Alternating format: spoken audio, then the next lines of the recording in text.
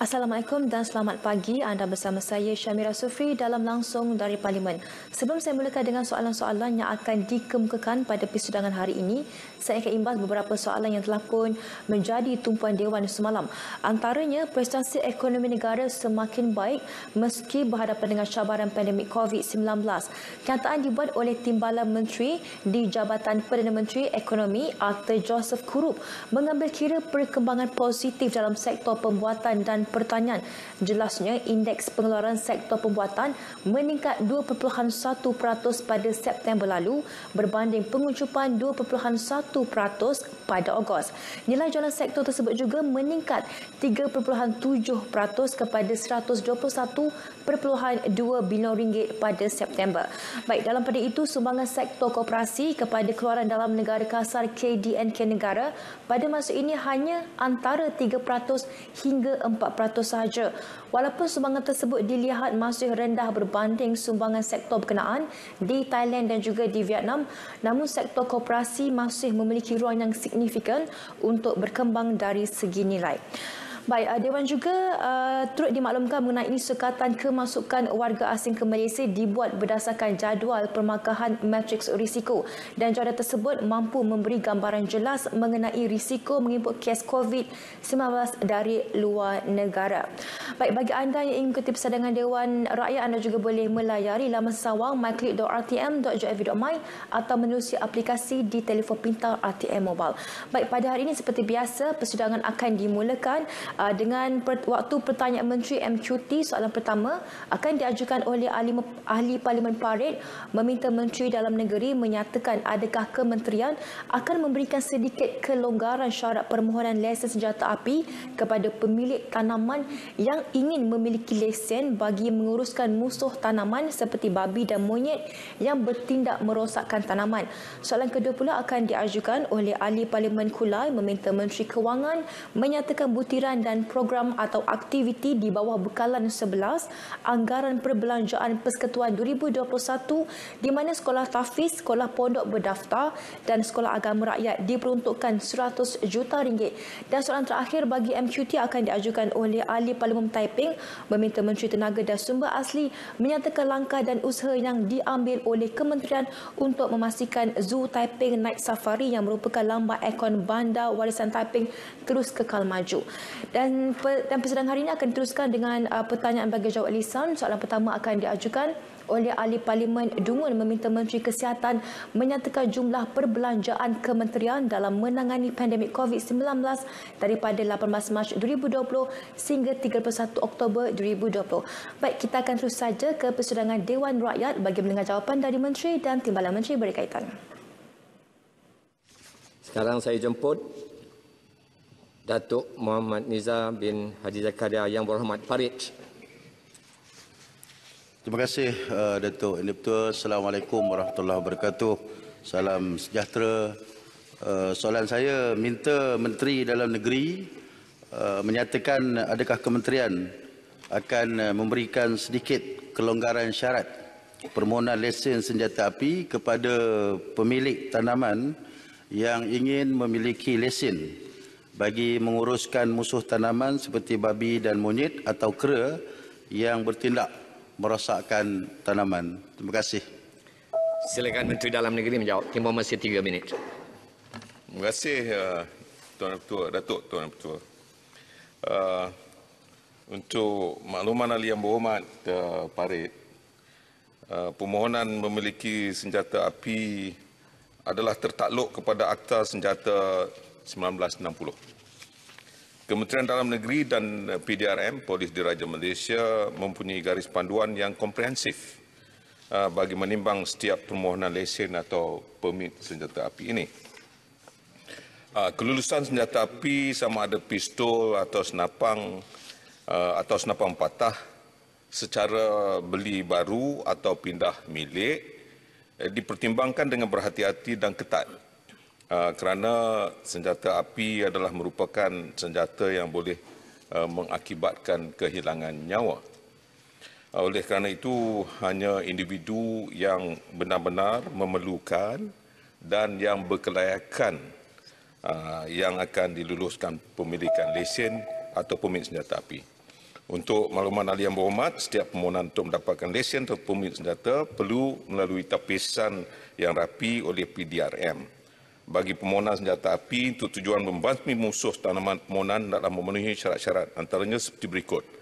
Melepasi tapisan keselamatan dan saksiah, memiliki fizikal dan tahap kesihatan yang baik, keterampilan diri, bergantung hidup pada hasil pertanian, mempunyai tanah pertanian sendiri, menetap di kawasan berkenaan dan mengalami kerosakan hasil tanaman yang serius. Bagi pemilik kebun yang tidak memiliki atau yang tidak dipertimbangkan lesen atau permit senjata api, sekiranya mereka mempunyai masalah ancaman musuh tanaman, saya mencadangkan supaya mereka mendapatkan bantuan dari pelesen senjata api setempat, Jabatan Penghiliran ataupun anggota rela setempat untuk membantu mengatasi masalah ancaman yang mereka hadapi. Terima kasih. Terima kasih Yang Berhormat Menteri. Minta maaf saya sebut tadi 3 minit, sebenarnya 2 minit. Seterusnya saya menyebut Yang Berhormat Puan Neo Ni Ching, Yang Berhormat Kulai. Terima kasih Datuk Speaker. Kulai minta Menteri Kewangan menyatakan butiran dan program atau aktiviti di bawah bekalan 11 Anggaran Pembelajaran Persekutuan 2021 di mana Sekolah Tafiks, Sekolah Pondok Berdaftar dan Sekolah Agama Rakyat diperuntukkan RM100 juta. Terima kasih. Sila Yang Berhormat Menteri Kewangan menjawab, tempoh masa 2 minit. Terima kasih Datuk Yang Di-Pertua. Yang Berhormat Kulai, sebagaimana yang telah saya maklumkan dalam sidang Dewan Mulia ini, kerajaan telah memperuntukkan sejumlah RM100 juta bagi tujuan penyelenggaraan sekolah tafiz, sekolah pondok berdaftar dan sekolah agama rakyat. Peruntukan ini disediakan di bawah B11, Perkhidmatan Am Perbendaharaan, di bawah butiran 021300, Pemberian Kemudahan Projek Khas. Untuk makluman Yang Berhormat, butiran B11 yang disediakan adalah sebanyak RM922 juta berdasarkan amalan digunakan untuk membiayai langkah tambahan yang diumumkan dalam ucapan belanjawan 2021.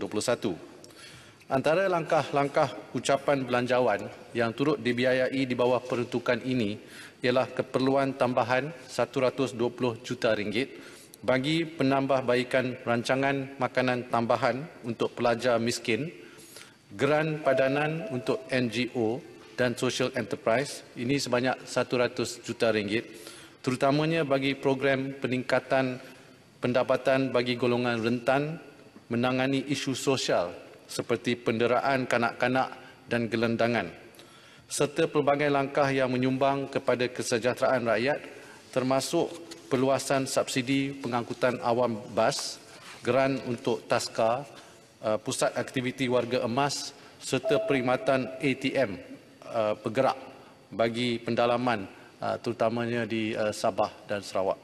Sekian, terima kasih. Terima kasih Yang Berhormat Menteri. Sekarang saya jemput Yang Berhormat Taiping. Terima kasih Datuk Yang Di-Pertua. Taiping minta Menteri Tenaga dan Sumber Asli menyatakan langkah dan usaha yang diambil oleh kementerian untuk memastikan Zoo Taiping Night Safari yang merupakan lambang ikon Bandar Warisan Taiping terus kekal maju. Zoo ini dijangka mengalami kerugian antara RM500,000 hingga RM600,000 dalam tempoh Perintah Kawalan Pergerakan Bersyarat PKPB yang berkuasa sehingga 6 Disember ini akibat kemerosotan hasil kutipan tiket sehingga 95%. Terima kasih. Sila Yang Berhormat Menteri Tenaga dan Sumber Asli untuk jawab. Bismillahirrahmanirrahim. Assalamualaikum warahmatullahi wabarakatuh. Salam sejahtera. Datuk Timbalan Di-Pertua Yang Berhormat Taiping. Penularan pandemik COVID-19 telah memberi implikasi ke atas pendapatan pengendali zoo dan pameran tetap ZPT termasuk Zoo Taiping, di mana hasil kutipan tiket, jualan-jualan produk dan perkhidmatan yang menjadi sumber pendapatan utama ZPT terjejas sepanjang tempoh Perintah Kawalan Pergerakan PKP. Kementerian sangat prihatin dalam membantu ZPT yang terjejas. Antara bantuan jangka pendek yang telah diberikan kepada Zoo Taiping adalah sebagaimana berikut.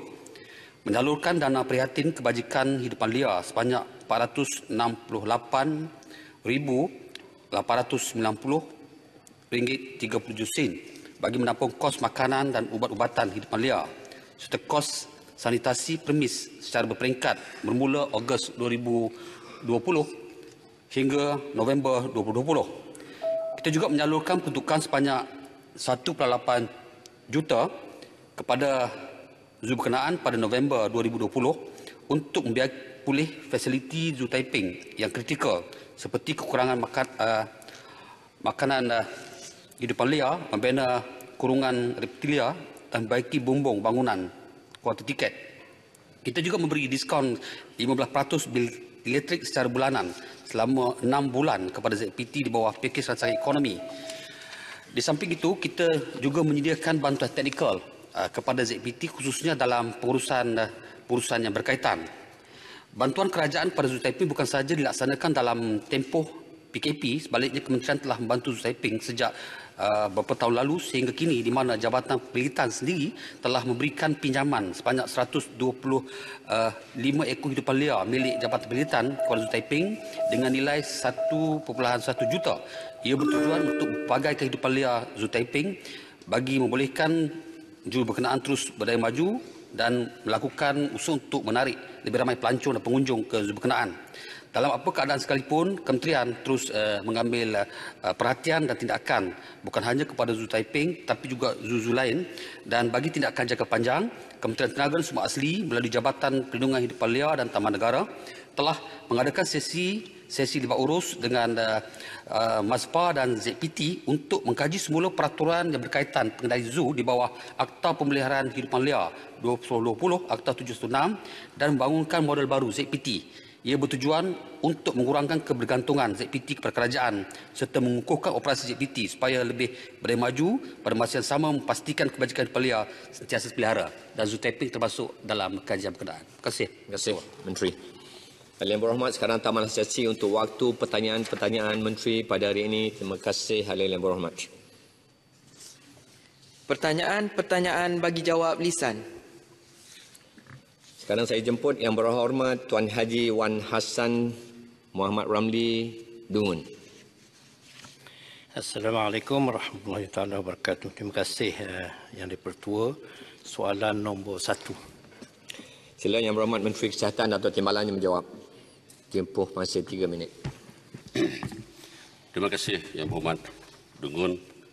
Tuan Yang Dipertua, Kementerian Kesihatan Malaysia telah diluluskan peruntukan sebanyak 1 bilion oleh Kementerian Kewangan bagi menangani wabak COVID-19 sehingga 31 Oktober 2020, Kementerian Kesihatan telah membelanjakan sebanyak 1.17 bilion yang turut masuk peruntukan sedia ada Kementerian bagi pembelian peralatan, bekalan perubatan, barangan pakai habis atau consumables, kelengkapan perlindungan diri atau PPE, reagen dan test kit serta lain-lain perkhidmatan dalam usaha mengawal wabak COVID-19.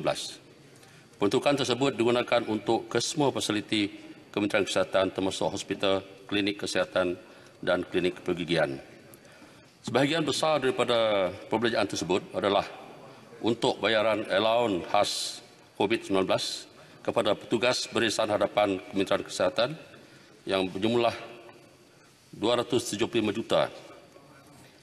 Kedua, pembelian kelengkapan perlindungan ataupun PPE berjumlah 262 juta. Serta pembelian reagen dan test kit serta bayaran outsourcing perkhidmatan makmal swasta untuk ujian saringan COVID-19 berjumlah 210 juta.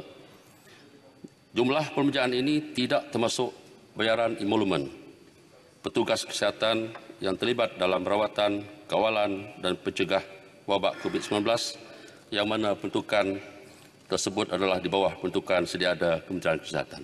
Terima kasih. Soalan tambahan, sila Yang Berhormat Dungun. Terima kasih atas jawapan. Kemungkinan banyak kes-kes luar jangka dengan sebab timbulnya kluster-kluster baru. Maka berapakah anggaran jumlah perbelanjaan kontingensi yang akan disediakan oleh pihak kementerian?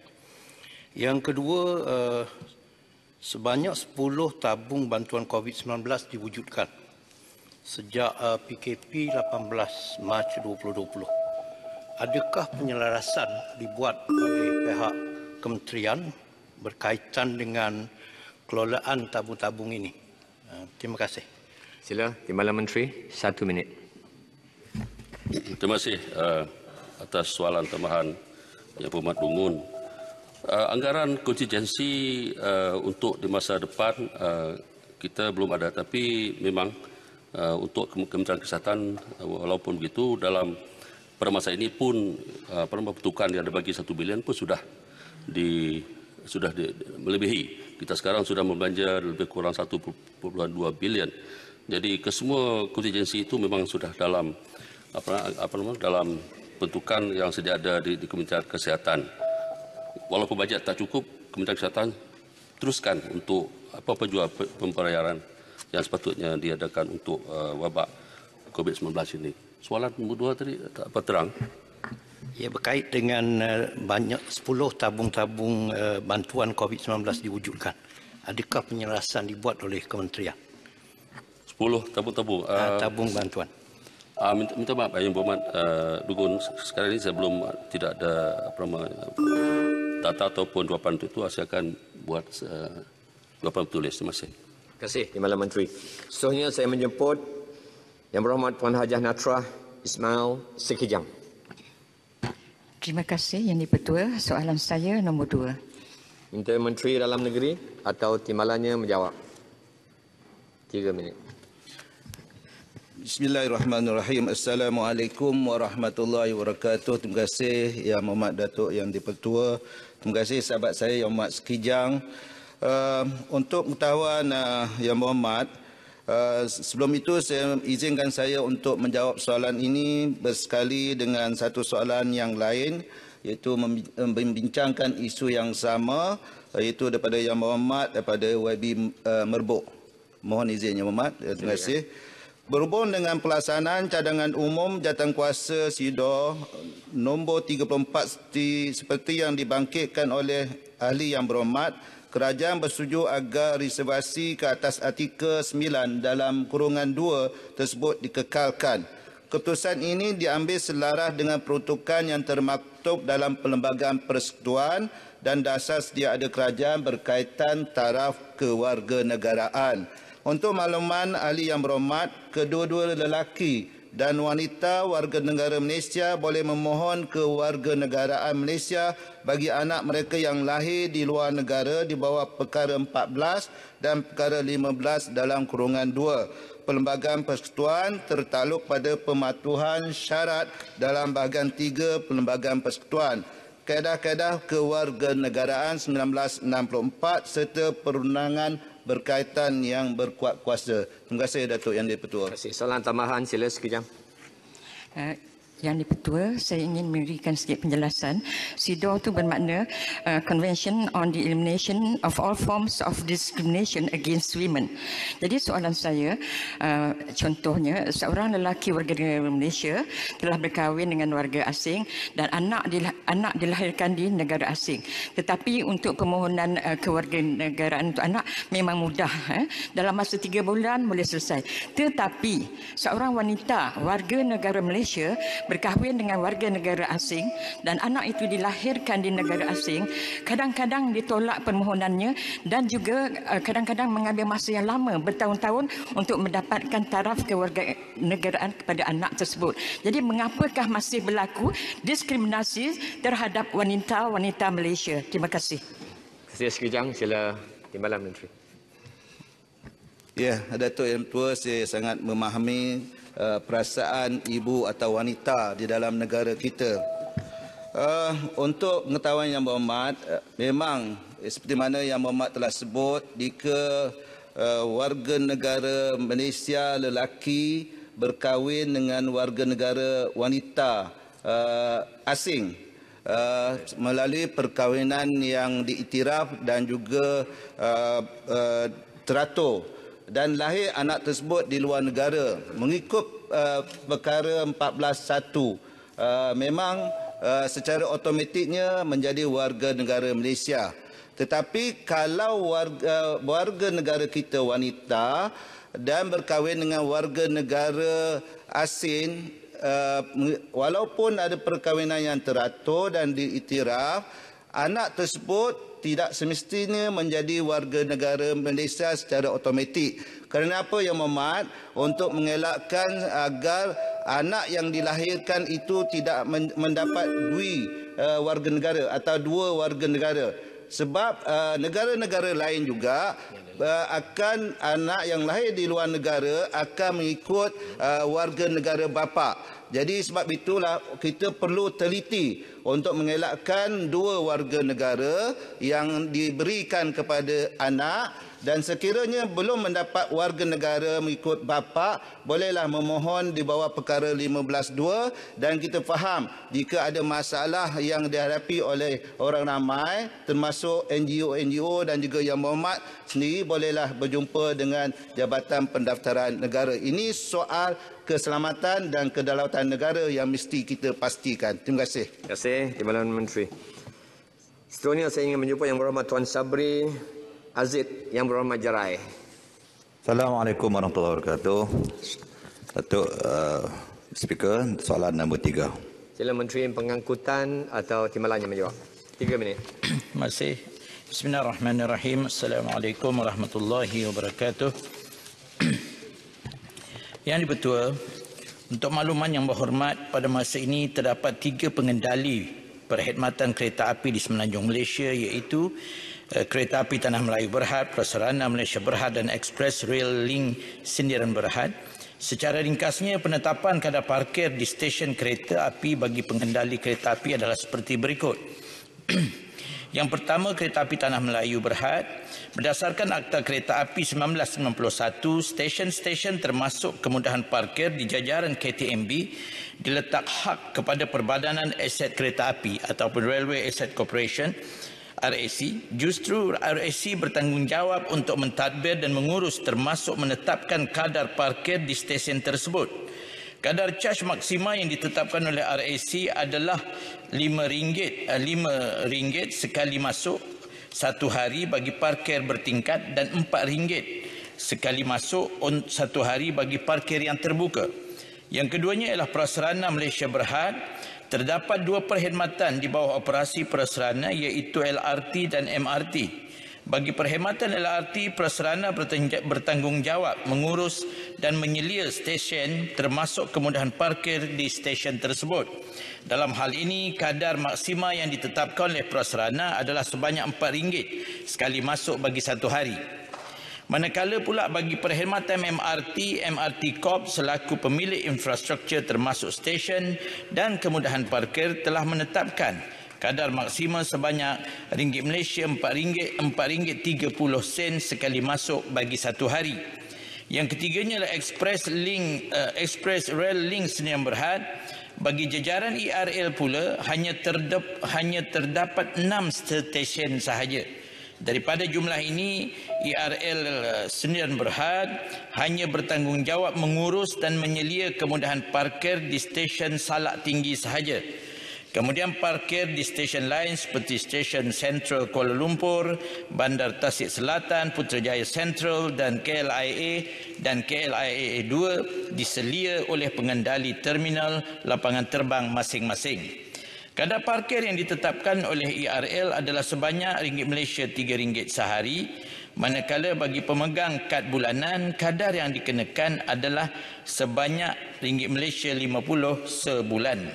Ini bermakna bagi mereka yang bekerja selama 20 hari sebulan, purata bayaran sehari hanyalah sebanyak RM2.50 sahaja. Untuk makluman Yang Berhormat juga, kutipan parkir ini akan digunakan oleh pengurus parkir untuk menampung kos operasi dan penyelenggaraan tapak bangunan kemudahan parkir tersebut. Selain itu, kadar yang ditetapkan adalah mengambil kira tahap kemudahan yang akan disediakan pada masa hadapan bagi memberi nilai tambah kepada kemudahan sedia ada. Walau bagaimanapun, ianya bukan bertujuan untuk membuat keuntungan.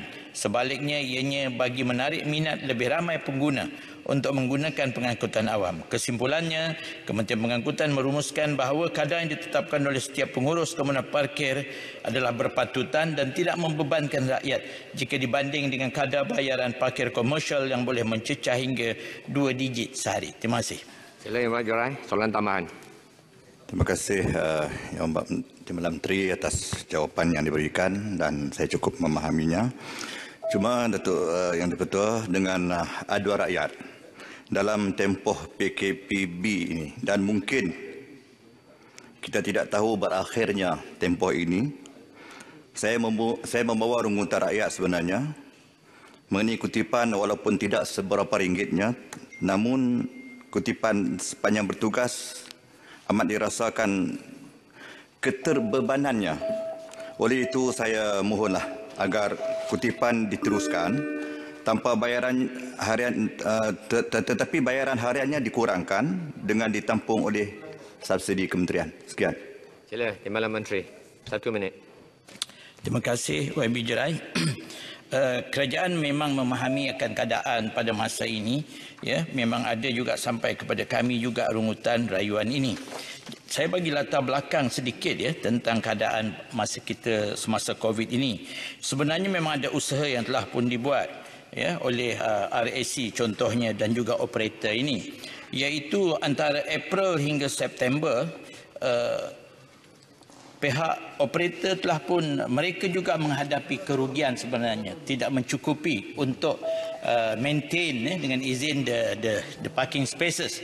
Tetapi pihak RAC juga telah pun memberi moratorium juga kepada operator ini ya, supaya mereka dapat diteruskan daripada April hingga September tahun ini sebagai contoh. Mungkin ada rayuan juga dari segi operator untuk minta tangguhkan lagi hingga tahun hadapan. Itu satu. Yang sebenarnya di antara operator, bagi pihak operator kepada pengguna, daripada awal PKP sehingga Jun yang sebenarnya juga ada diberikan percuma masa total lockdown hari itu. Hanya saja mereka mula collect balik antara Jun dan Julai lah ya, dah bermula hingga setakat ini. Dan kita menyedari masih ada rayuan seperti apa juga disuarakan oleh YB Jerai tadi. Jadi insya-Allah kita akan meneruskan melanjutkan perbincangan kita dengan operator-operator parkir ini, macam mana nak melihat untuk menangani masalah yang dihadapi oleh rakyat pada masa. Terima kasih. Terima kasih Tuan Menteri. Sekarang saya Yang Berhormat Tuan M. Kulasegaran, Ipoh Barat. Soalan saya keempat. Sila Menteri Sumber Manusia, Timbalan jawab. 3 minit. Terima kasih. Assalamualaikum warahmatullahi wabarakatuh. Selamat pagi. Terima kasih kepada Yang Berhormat Ipoh Barat yang membangkitkan 2 soalan yang agak panjang. Saya minta Yang di-Pertua bagi masa sikit kepada saya untuk menjawab soalan ini kerana mempunyai fakta-fakta yang agak panjang. Tak boleh panjang sangat. InsyaAllah. Terima kasih. Sebagaimana yang dimaklumkan semua sedia, kita tahu penularan COVID-19 ini adalah satu kejadian luar jangka yang melanda seluruh dunia dan Malaysia juga turut terkesan. Jadi dengan soalan yang dibangkitkan ini, kita pihak kerajaan melalui KSM telah menjalankan beberapa perkara termasuk aktiviti dalam menjanakan untuk mengekalkan pekerjaan serta merangsang pertumbuhan ekonomi sekaligus mengurangkan kadar pengangguran dalam negara. Sehubungan dengan itu, kerajaan melalui pelbagai pakej rangsangan ekonomi telah berjaya mengurangkan impak terhadap sektor pekerjaan dan juga inisiatif ini mendapat sokongan daripada pihak majikan dan golongan pekerja. Walau bagaimanapun, terdapat juga majikan dalam sektor-sektor tertentu yang terpaksa melaksanakan pemberhentian pekerjaan disebabkan oleh faktor-faktor luar kawalan yang tidak dapat dielakkan. Saya akan sentuh dalam soalan berkaitan dengan soalan yang kedua berkenaan dengan faktor-faktor yang berkaitan dengan kawalan yang tidak dapat dielakkan oleh pihak majikan. Antara sektor-sektor yang amat terkesan akibat penularan COVID-19 ini adalah seperti sektor pengilangan, sektor penginapan dan food and beverage, serta sektor pemborong dan runcit, sektor pembinaan, sektor pengangkutan dan lain-lain lagi. Sebagai contoh, majikan di sektor penginapan, sebahagian besar pendapatan yang diperolehi adalah daripada kehadiran pelancong daripada luar negara, dan pada masa yang sama negara ini juga terjejas akibat daripada penularan wabak ini. Contoh yang lain adalah sektor pengangkutan seperti Malindo Airways, Sdn Bhd, di mana seramai 1,861 pekerja telah diberhentikan pekerja. Datuk Yang di-Pertua, berdasarkan rekod sistem insurans pekerjaan, saya bersetuju dengan Yang Berhormat Ipoh Barat yang membangkitkan berkenaan dengan pekerja-pekerja yang berprestasi tinggi yang terlibat dalam retrenchment dengan izin ataupun pembuangan kerja. Dalam rekod yang kita ada melalui SIP, seramai 99,696 orang pekerja telah diberhentikan bermula daripada Januari 2020 sehingga 27 November 2020. Antara sebab-sebab kehilangan pekerjaan yang dilaporkan oleh pekerja adalah seperti berikut. Pertamanya, penutupan perniagaan. Mana shutdown the company ataupun closure of the company. Yang keduanya, pengecilan tenaga kerja downsizing. Yang ketiganya, voluntary separation scheme VSS dan mutual separation scheme MSS. Seterusnya, syarikat yang mengalami masalah kewangan kritikal diikuti dengan penutupan separa partial closure, pengambil alihan syarikat acquisition of company dengan izin, dan penempatan semula syarikat. Faktor-faktor di atas adalah disebabkan oleh tekanan yang dialami oleh semua industri secara global. Datuk Yang di-Pertua, dengan itu seramai 81,217 pekerja telah kehilangan pekerjaan walaupun program PSU ataupun program subsidi upah dan program pengekalan pekerjaan ERP telah dilaksanakan oleh kerajaan. Kerajaan telah membuat pelbagai usaha untuk kita mengurangkan pembuangan kerja dan juga pemberhentian pekerja. Selanjutnya, berdasarkan rekod SIP sehingga 27 November 2020, bilangan kehilangan pekerjaan melibatkan kategori pengurus ialah seramai 13,109 orang. Yang tadi high capacity yang dibangkitkan oleh Ipoh Barat. Ini this is latest fakta ataupun maklumat terbaru, 13,109 orang. Kategori profesional pula melibatkan 26,079 orang dan kategori juruteknik serta profesional bersekutu adalah seramai 19,095 orang. Kategori tersebut merupakan kalangan pekerja yang berpendapatan 4,000 ke atas, yang mana mereka tidak ada dalam skim pelindungan yang kita beri, yang mereka mendapat yang digaji di bawah 4,000. Berdasarkan data Perkeso, dianggarkan 75% daripada jumlah keseluruhan pekerja adalah daripada golongan B40 yang berpendapatan 4,000 ke bawah. Jadi tidak banyak sangat melibatkan yang high capacity ataupun high skill seperti mana yang dibangkitkan, dan alhamdulillah kita dah bagi fakta-fakta ini, dan mungkin fakta akan berubah daripada masa ke semasa. Mengikut Akta SIP Akta 800, tertakluk hak gaji maksimum 4,000. Ini bermakna pekerja-pekerja yang bergaji melebihi 4,000 termasuk golongan pengurusan akan mendapatkan faedah seperti Elan Mencari Pekerjaan ataupun EMP. Kerajaan juga sedar masih ramai lagi pekerja terkesan terutamanya sektor pelancongan. Dengan itu, kerajaan melalui Belanjawan 2021 akan melanjutkan pelaksanaan program subsidi upah selama 3 bulan lagi dengan lebih bersasar. Khususnya bagi sektor pelancongan termasuk sektor perancutan dengan kadar 600 sebulan bagi pekerja bergaji dan 4,000 dan ke bawah. Saya ingat Datuk Yang di-Pertua, saya bagi dalam bentuk jawapan bertulis, masih panjang lagi jawapan yang ada. Saya ingat soalan tambahan. Fakta-fakta dibangkitkan secara generalnya telah saya maklumkan. Sekian, terima kasih. Sila Ipoh Barat, soalan tambahan. Terima kasih kepada jawapan yang diberi. Yang Berhormat, mengikut pengakuan Yang Berhormat sendiri, mengatakan lebih kurang 100,000 orang telah menganggur dan telah melaporkan perkara itu kepada SIP. Tetapi yang mustahak adalah apakah melalui program yang sedia ada, iaitu menerusi program penempatan pekerjaan semula. Dikatakan hanya berjaya 40% sahaja. Yang baki 60% masih menganggur. Apakah tindakan yang diambil supaya mereka dapat kerja balik? Dan kedua adalah mengenai ratusan aduan yang diterima oleh Perkeso juga, di mana saya difahamkan bahawa dari bajikan yang mengatakan salah guna wang yang diberi oleh SOKSO kepada mereka tetapi tidak dibayar kepada pekerja. Dan apakah tindakan yang diambil sekarang dari short term ke long term supaya pekerja-pekerja dapat manfaat yang diinginkan oleh rakyat dan kerajaan. Terima kasih. Sila Timbalan Menteri, 1 minit. Terima kasih. Yang berhormat Ipoh Barat, saya bersetuju dengan soalan yang dibangkitkan. Saya terus pada soalan yang kedua dahulu. Semalam telah dibuat satu kenyataan akhbar bahawa 21 majikan telah didakwa akibat daripada perkara yang dibangkitkan tadi. Mereka membuat tuntutan kepada pekeso tetapi ada kes yang tidak dibayar kepada pekerja-pekerja. Itu yang pertama. Yang keduanya berkenaan dengan kerja yang perlu kita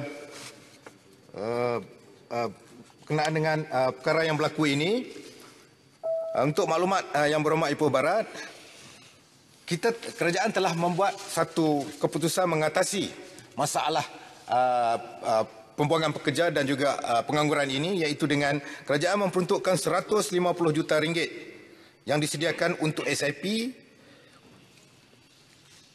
untuk menampung 800,000 orang yang kehilangan pekerjaan. Saya juga bersetuju dengan pandangannya Ipoh Barat dalam hal ini. Sebenarnya cadangan 150 juta ringgit adalah dana tambahan untuk menampung lanjutan 3 bulan, iaitu daripada 6 kepada 9 bulan. Dan angka ini terus berubah dari semasa ke semasa sehingga kita ada sehingga ke 30 hari bulan November dan akan berubah lagi bila sampai end of this year dengan izin, iaitu bulan Disember, bulan Januari. Kerana perkara ini sedang ongoing ataupun sedang berlaku lagi masalah yang dihadapi oleh majikan dan juga pekerja. Program yang sedia ada hanya 40% yang dapat kerja. Jadi apa usaha yang dibuat untuk 60% baki? Bukan saja dana dan kerajaan tak cukup. Itu satu cerita saja. Ini bukan masa perbahasan. Saya nak jawab, saya faham 40% tadi ni. Sebab tu ongoing. Dia akan meningkat lagi.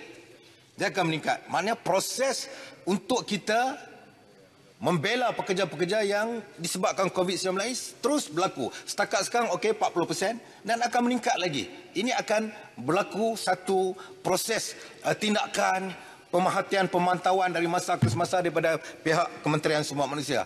Dia tak boleh dalam masa segera hari ini jadi hari ini kita nak selesai 1%. Itu tidak. Memang yang berhormat Ipoh Barat pun pernah menjadi menteri di Kementerian Sumber Manusia. Terima kasih Timbalan Menteri. Saya dah tamatlah. Okey, baik. Terima kasih. Terima kasih. Sebenarnya saya nak jawab fakta baru dapat. Belum habis jawapan. Jawapan bertulis. Bagi jawapan tulis. Dia pun masa. Dia ulang-ulang. Saya jemput yang berhormat Datuk Haji Ahmad Nazlan Idris, yang berhormat Jerantut. Assalamualaikum warahmatullahi wabarakatuh. Salam sejahtera. Terima kasih untuk pengurusi. Izinkan saya menyampaikan serangkap pantun. Masih 5 minit MP bercakap, namun masih ramai tak dapat giliran. Datuk yang kedua terbukti cekap. Soalan 5 Jerantut dalam giliran. Terima kasih. Sila Menteri Pertanian dan Industri Makanan. Datuk Timbalan yang menjawab. 3 minit. Bismillahirrahmanirrahim. Terima kasih Tuan Yang Pertua. Untuk makluman hari yang berhormat, Kementerian Pertanian dan Industri Makanan mengutamakan agenda transformasi dan permodernan sektor pertanian negara sebagai usaha meningkatkan keupayaan negara dalam menjamin bekalan negara tidak terputus bagi melindungi keterjaminan bekalan makanan. Dalam hal ini, MAFI sedang dalam peringkat akhir menyediakan dasar agro makanan negara 2.0 ke arah pembangunan sektor agro makanan yang mampan daripada 2021 sampai 2030. DAN 2.0 akan memberikan tumpuan kepada pemerkasaan industri padi dan beras, industri tanaman, sayur-sayuran dan buah-buahan, industri ternakan, industri perikanan dan aquakultur untuk meningkatkan pengeluaran makanan dalam negara. Pada masa kini, negara kita berkeupayaan untuk menghasilkan hampir semua bahan makanan asas yang diperlukan termasuk beras, sayur-sayuran, buah-buahan, daging ayam, itik, daging lembu, kerbau, telur ayam, itik, susu segar dan juga ikan. Berdasarkan pada kadar pengeluaran makanan negara, tahap sara diri ataupun SSL bagi daging ayam, itik, telur ayam, itik dan ikan adalah melebihi 90%. Bagi buah-buahan dan sayur-sayuran pula, yang tempatan, Malaysia telah mencapai SSL melebihi 100%. Kecuali bagi buah mangga, kelapa, kobis, cili dan halia. Beberapa bahan makanan lain seperti daging lembu, beras, sayur-sayuran dan buah-buahan beriklim sederhana seperti kobis, bawang, apple dan orange, negara masih bergantung kepada import bagi memenuhi keperluan domestik. Justru bagi memastikan berupayaan negara menjamin bekalan makanan secara berterusan, Kementerian telah mengenal pasti beberapa hala tuju baru dalam sektor pertanian, termasuk industri padi, tanaman dan juga ternakan dan juga perikanan bagi tempoh rancangan Malaysia ke-12 untuk tempoh 5 tahun akan datang, 2021 hingga tahun 2025. Pertamanya, untuk kita mengoptimumkan penggunaan tanah dan meningkatkan aplikasi teknologi moden dan membangunkan varieti yang berkualiti bagi industri padi. Membangunkan komoditi sayur-sayuran dan buah-buahan yang bernilai tinggi untuk tujuan domestik dan juga ekspor bagi industri tanaman. Ketiganya, meningkatkan pengeluaran daging dan susu melalui penubuhan lembaga ruminan negara bagi industri ternakan dan meningkatkan pengeluaran susu melalui projek rintis tenusu di 5 buah lembah tenusu. Jadi bagi mengoptimumkan penggunaan sumber ternakan, bagi meningkatkan lagi pengeluaran daging dan susu negara, konsep circular economy ataupun dalam bahasa mudah dia, penggunaan lembu secara keseluruhannya akan diperkenalkan kepada penternak ruminan. Seterusnya, kita memperkukuhkan pengurusan dan penguatkuasaan serta menambah baik infrastruktur, kemudahan bagi industri. Beberapa langkah akan terus kita laksanakan dan dipergiatkan oleh MAFI bagi memastikan kelestarian rantaian makanan sudah terjamin. Terima kasih Tuan Di-Pertua. Sila dirantut soalan tambahan. Terima kasih Tuan Di-Pertua. Terima kasih Yang Mohd Menteri atas jawapan yang jelas. Walau bagaimanapun saya ingin menarik perhatian kementerian pada masa ini umumnya mengetahui bahawa kita masih lagi memerlukan lebih kurang 70% daging lembu ataupun daging yang jumlahnya lebih kurang 170,000 metrik tan, terlalu banyak ni ya. Jadi import daging dari luar negara khususnya India, Australia, Thailand, New Zealand bagi memenuhi permintaan dalam negara. Persoalan saya dalam hal ini, apakah cabaran yang dihadapi oleh kementerian dari dulu tak capai sasar ni? Apakah cabaran dan hala teruju kementerian yang lebih konkret agar jumlah daging negara ini dapat kita tingkatkan sekaligus mengelakkan beberapa isu berkenaan dengan daging, contohnya daging lembu tidak halal yang dibawa masuk ke negara kita. Terima kasih Tuan Di-Pertua. Sila Timbalan Menteri, 1 minit. Terima kasih Tuan Di-Pertua. Terima kasih Yang Berhormat Jerantut yang begitu prihatin sekali tentang masalah serta cabaran yang kita hadapi pada ketika ini bagi memastikan supaya bekalan, daging dan juga lain-lain boleh menjamin untuk keperluan pada masa akan datang.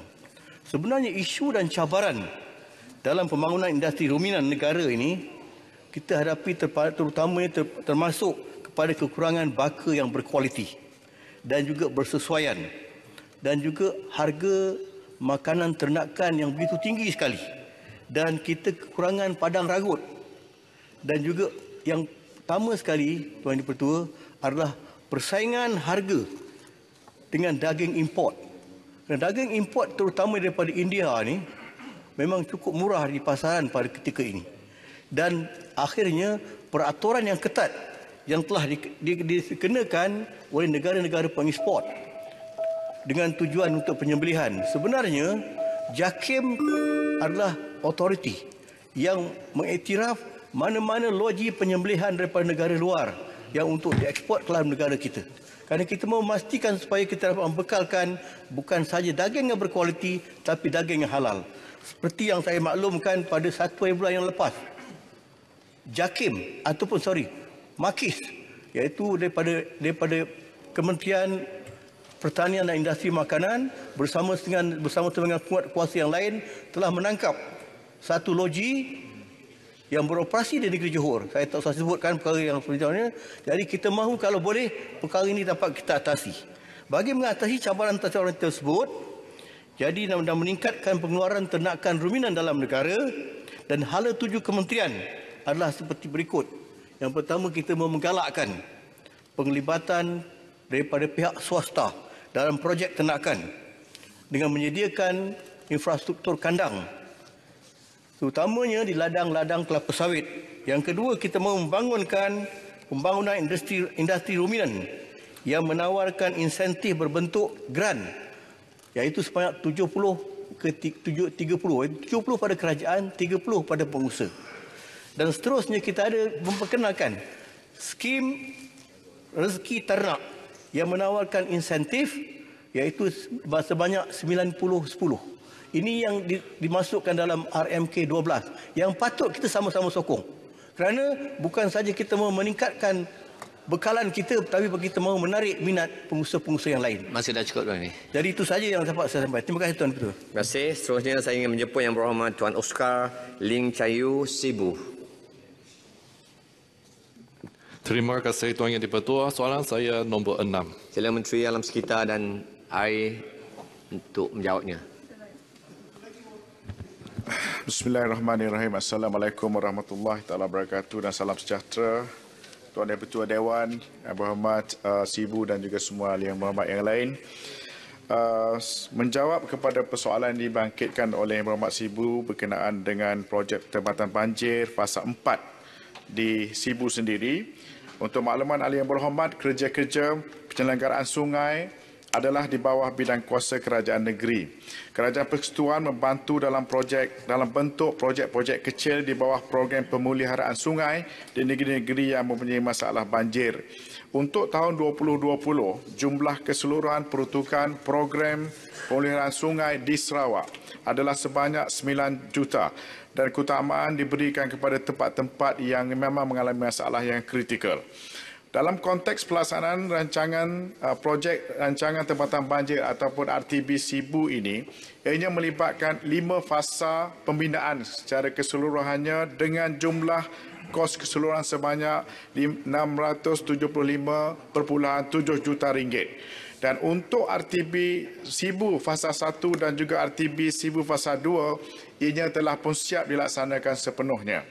Manakala bagi RTB Sibu fasa 3 pula, ianya masih dalam peringkat pelaksanaan dengan status kemajuan tapak berada di tahap 32% sehingga pada 25 November 2020. Dalam konteks ini, untuk makluman Yang Berhormat Sibu, mengenai projek Tempatan Banjir Sibu bagi fasa 4, ini memang dibiayai oleh Kerajaan Persekutuan tetapi dengan kerjasama kerajaan negeri. Kerajaan Negeri Sarawak memang telah memperuntukkan sebanyak 120 juta ringgit dalam RMK ke-12 untuk pelaksanaan RTB Sibu fasa 4 ini. Peruntukan ini disegerakan kerana terdapat keperluan mendesak dalam menangani masalah banjir buruk yang kerap berlaku di kawasan berkenaan. Bagi fasa 4 dan 5, komitmen Kerajaan Persekutuan melalui JPS adalah telah memohon peruntukan daripada kerajaan dalam RMK ke-12 sebanyak 395 juta dan kita harapkan bahawa jumlah ini akan diluluskan oleh pihak Yang Berhormat semua melalui kelulusan rang undang-undang yang akan dibentangkan oleh rang undang-undang perbekalan yang akan dibentangkan oleh kementerian nanti.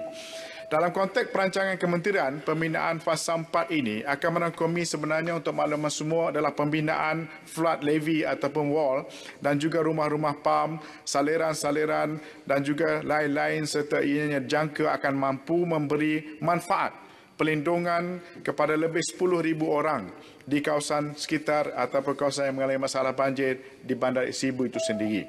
Dan untuk makluman pihak Yang Berhormat juga, bagi memastikan dan mengurangkan impak banjir di kawasan kritikal ini, di kawasan Sibu ini, KASA melalui JPS juga telah pun memohon peruntukan dalam RMK ke-12 untuk pelaksanaan satu program lagi yang dipanggil sebagai Program Ramalan dan Amaran Banjir atau PRAP Fasa 2 dan kajian pembangunan sungai Lembangan Bersepadu RIBM Fasa 2 yang kedua-duanya melibatkan Lembangan Batang Rejang. Terima kasih. Sekian, terima kasih. Sila soalan tambahan, Sibu. Terima kasih Tuan Yang Dipertua. Soalan tambahan saya ialah adakah projek ini dalam melupakan satu projek rundingan terus kerana Menteri tidak jawab soalan saya? Sila, Timbalan Menteri. Terima kasih Yang Berhormat. Minta maaf saya terlepas pandang untuk menjawab soalan itu. Projek ini adalah merupakan projek open tender ataupun projek tender secara terbuka. Terima kasih. Terima kasih Timbalan Menteri. Seterusnya saya ingin menjumpa Yang Berhormat Datuk Hajah Azizah binti Datuk Seri Parlimen Haji Muhammad Dun, Beaufort. Terima kasih Datuk Yang Dipertua. Soalan saya nombor 5. Nombor 7. Nombor 7. Sila Menteri Dalam Negeri atau Timbalan dia menjawab. 3 minit.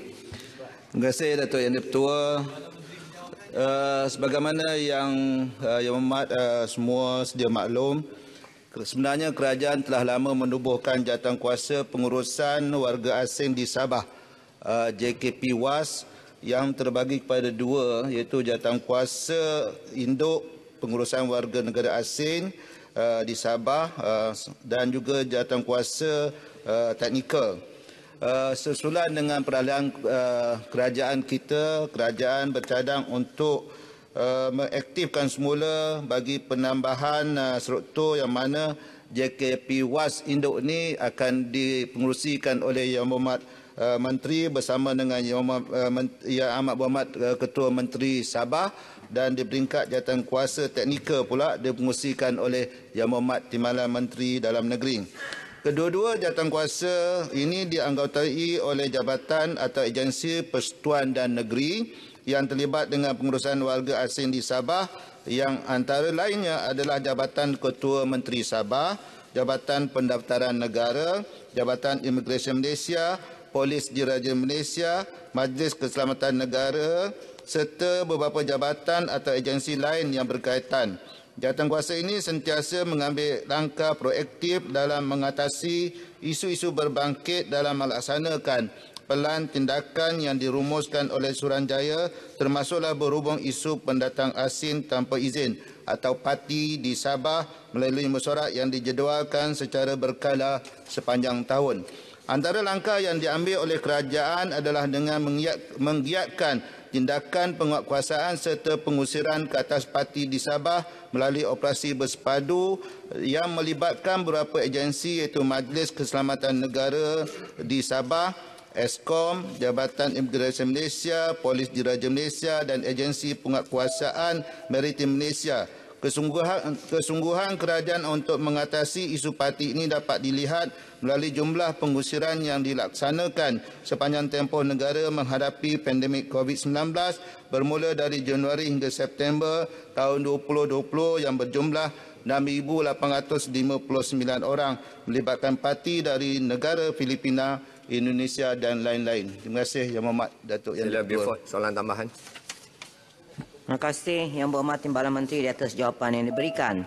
Saya percaya bahawa Kementerian sedar bahawa kini terdapat parti yang berada di dalam negara kita, khususnya di negeri Sabah. Berapakah bilangan mereka yang ada sekarang di negeri Sabah ini? Dan apakah tindakan ataupun kerjasama yang dibuat oleh pihak kementerian dengan wakil-wakil negara asal bagi menangani masalah ini secara holistiknya? Dan adakah untuk memastikan mereka ini mendapat dokumen yang sah dan juga melalui pemeriksaan kesihatan yang diperlukan memandangkan dengan keadaan semasa ini? Adakah kementerian menghadapi masalah untuk mendapat kerjasama daripada wakil-wakil daripada negara asal mereka? Terima kasih. Sila Timbalan Menteri, 1 minit. Jumlah Yang Berhormat Beaufort yang bertanya tentang jumlah parti di Sabah ni, dia sentiasa berubah berdasarkan pada kejayaan kita menghantar pulang. Untuk pengetahuan Yang Berhormat, setiap tahun kerajaan membelanjakan sebanyak di antara 15 juta hingga 18 juta bagi pengusiran parti di negeri Sabah. Memang dalam tempoh penularan pandemik COVID-19 ini, negara-negara asal tahanan telah menutup sempadan negara-negara masing-masing bagi mengekang penularan virus COVID-19 sekaligus memberikan implikasi dalam kita menghantar pulang tahanan dan juga tahanan kepada negara sumber atau negara asal. Memang kita ada masalah, beberapa masalah dengan negara-negara asal seperti menyediakan dokumen-dokumen, dan kita berterima kasih dengan Kementerian Luar Negara. Yang Berhormat Menteri pun ada di dalam Dewan ini kerana sentiasa membantu pihak KDN untuk proses pengantaran pulang parti ke negara-negara asal. Dan insyaAllah tentang dokumen-dokumen yang nak kita sahkan, seperti mana yang kita sebut tadi, kita ada jawatankuasa JKP-WAS untuk bersidang, dan insyaAllah kita akan teliti permohonan tersebut. Terima kasih. Terima kasih Tuan Menteri. Seterusnya saya ingin menjumpa Yang Berhormat Bayan Baru. Terima kasih Tuan Yang Ketua. Soalan Bayan Baru nombor 8. Sila Menteri Pertanian dan Industri Makanan tertimbalannya menjawab 3 minit. Bismillahirrahmanirrahim. Terima kasih Tuan Yang Ketua. Untuk maklumat Yang Berhormat, Kementerian sebenarnya mengambil maklum tentang teguran laporan audit. Tanggungjawab bagi menguatkuasakan langkah-langkah kawalan dan pemeriksaan konsainan import pertanian dari kesemua pintu masuk utama negara, kecuali Sabah dan Sarawak, supaya bebas daripada perosak, tidak berpenyakit, bebas daripada bahan cemar, berkualiti dan selamat dimakan, telah dipertanggungjawabkan di bawah Makis, selaras dengan Akta Perkhidmatan Kuarantin dan Pemeriksaan Malaysia. Usaha ini juga turut disokong dengan kepakaran yang kita ada, iaitu jabatan dan agensi teknikal yang dipertanggungjawabkan, iaitu Jabatan Pertanian, Jabatan Perkhidmatan Veterina, Jabatan Perikanan, Lembaga Kemajuan Ikan dan juga Lembaga Perindustrian Nenas. Berdasarkan dapatan daripada laporan audit tahun 2018, siri 3 pengurusan aktiviti kawalan import konsainan pertanian, pihak kementerian telah melaksanakan langkah-langkah penambahbaikan seperti berikut.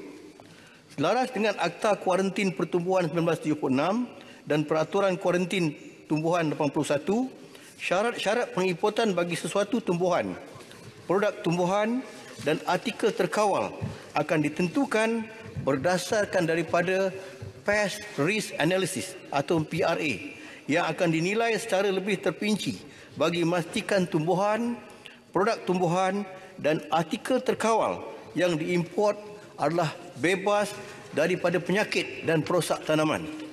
Syarat-syarat pengimportan yang telah dipatuhi akan ditentusahkan oleh DOA yang bertindak sebagai pihak berkuasa perlindungan tanaman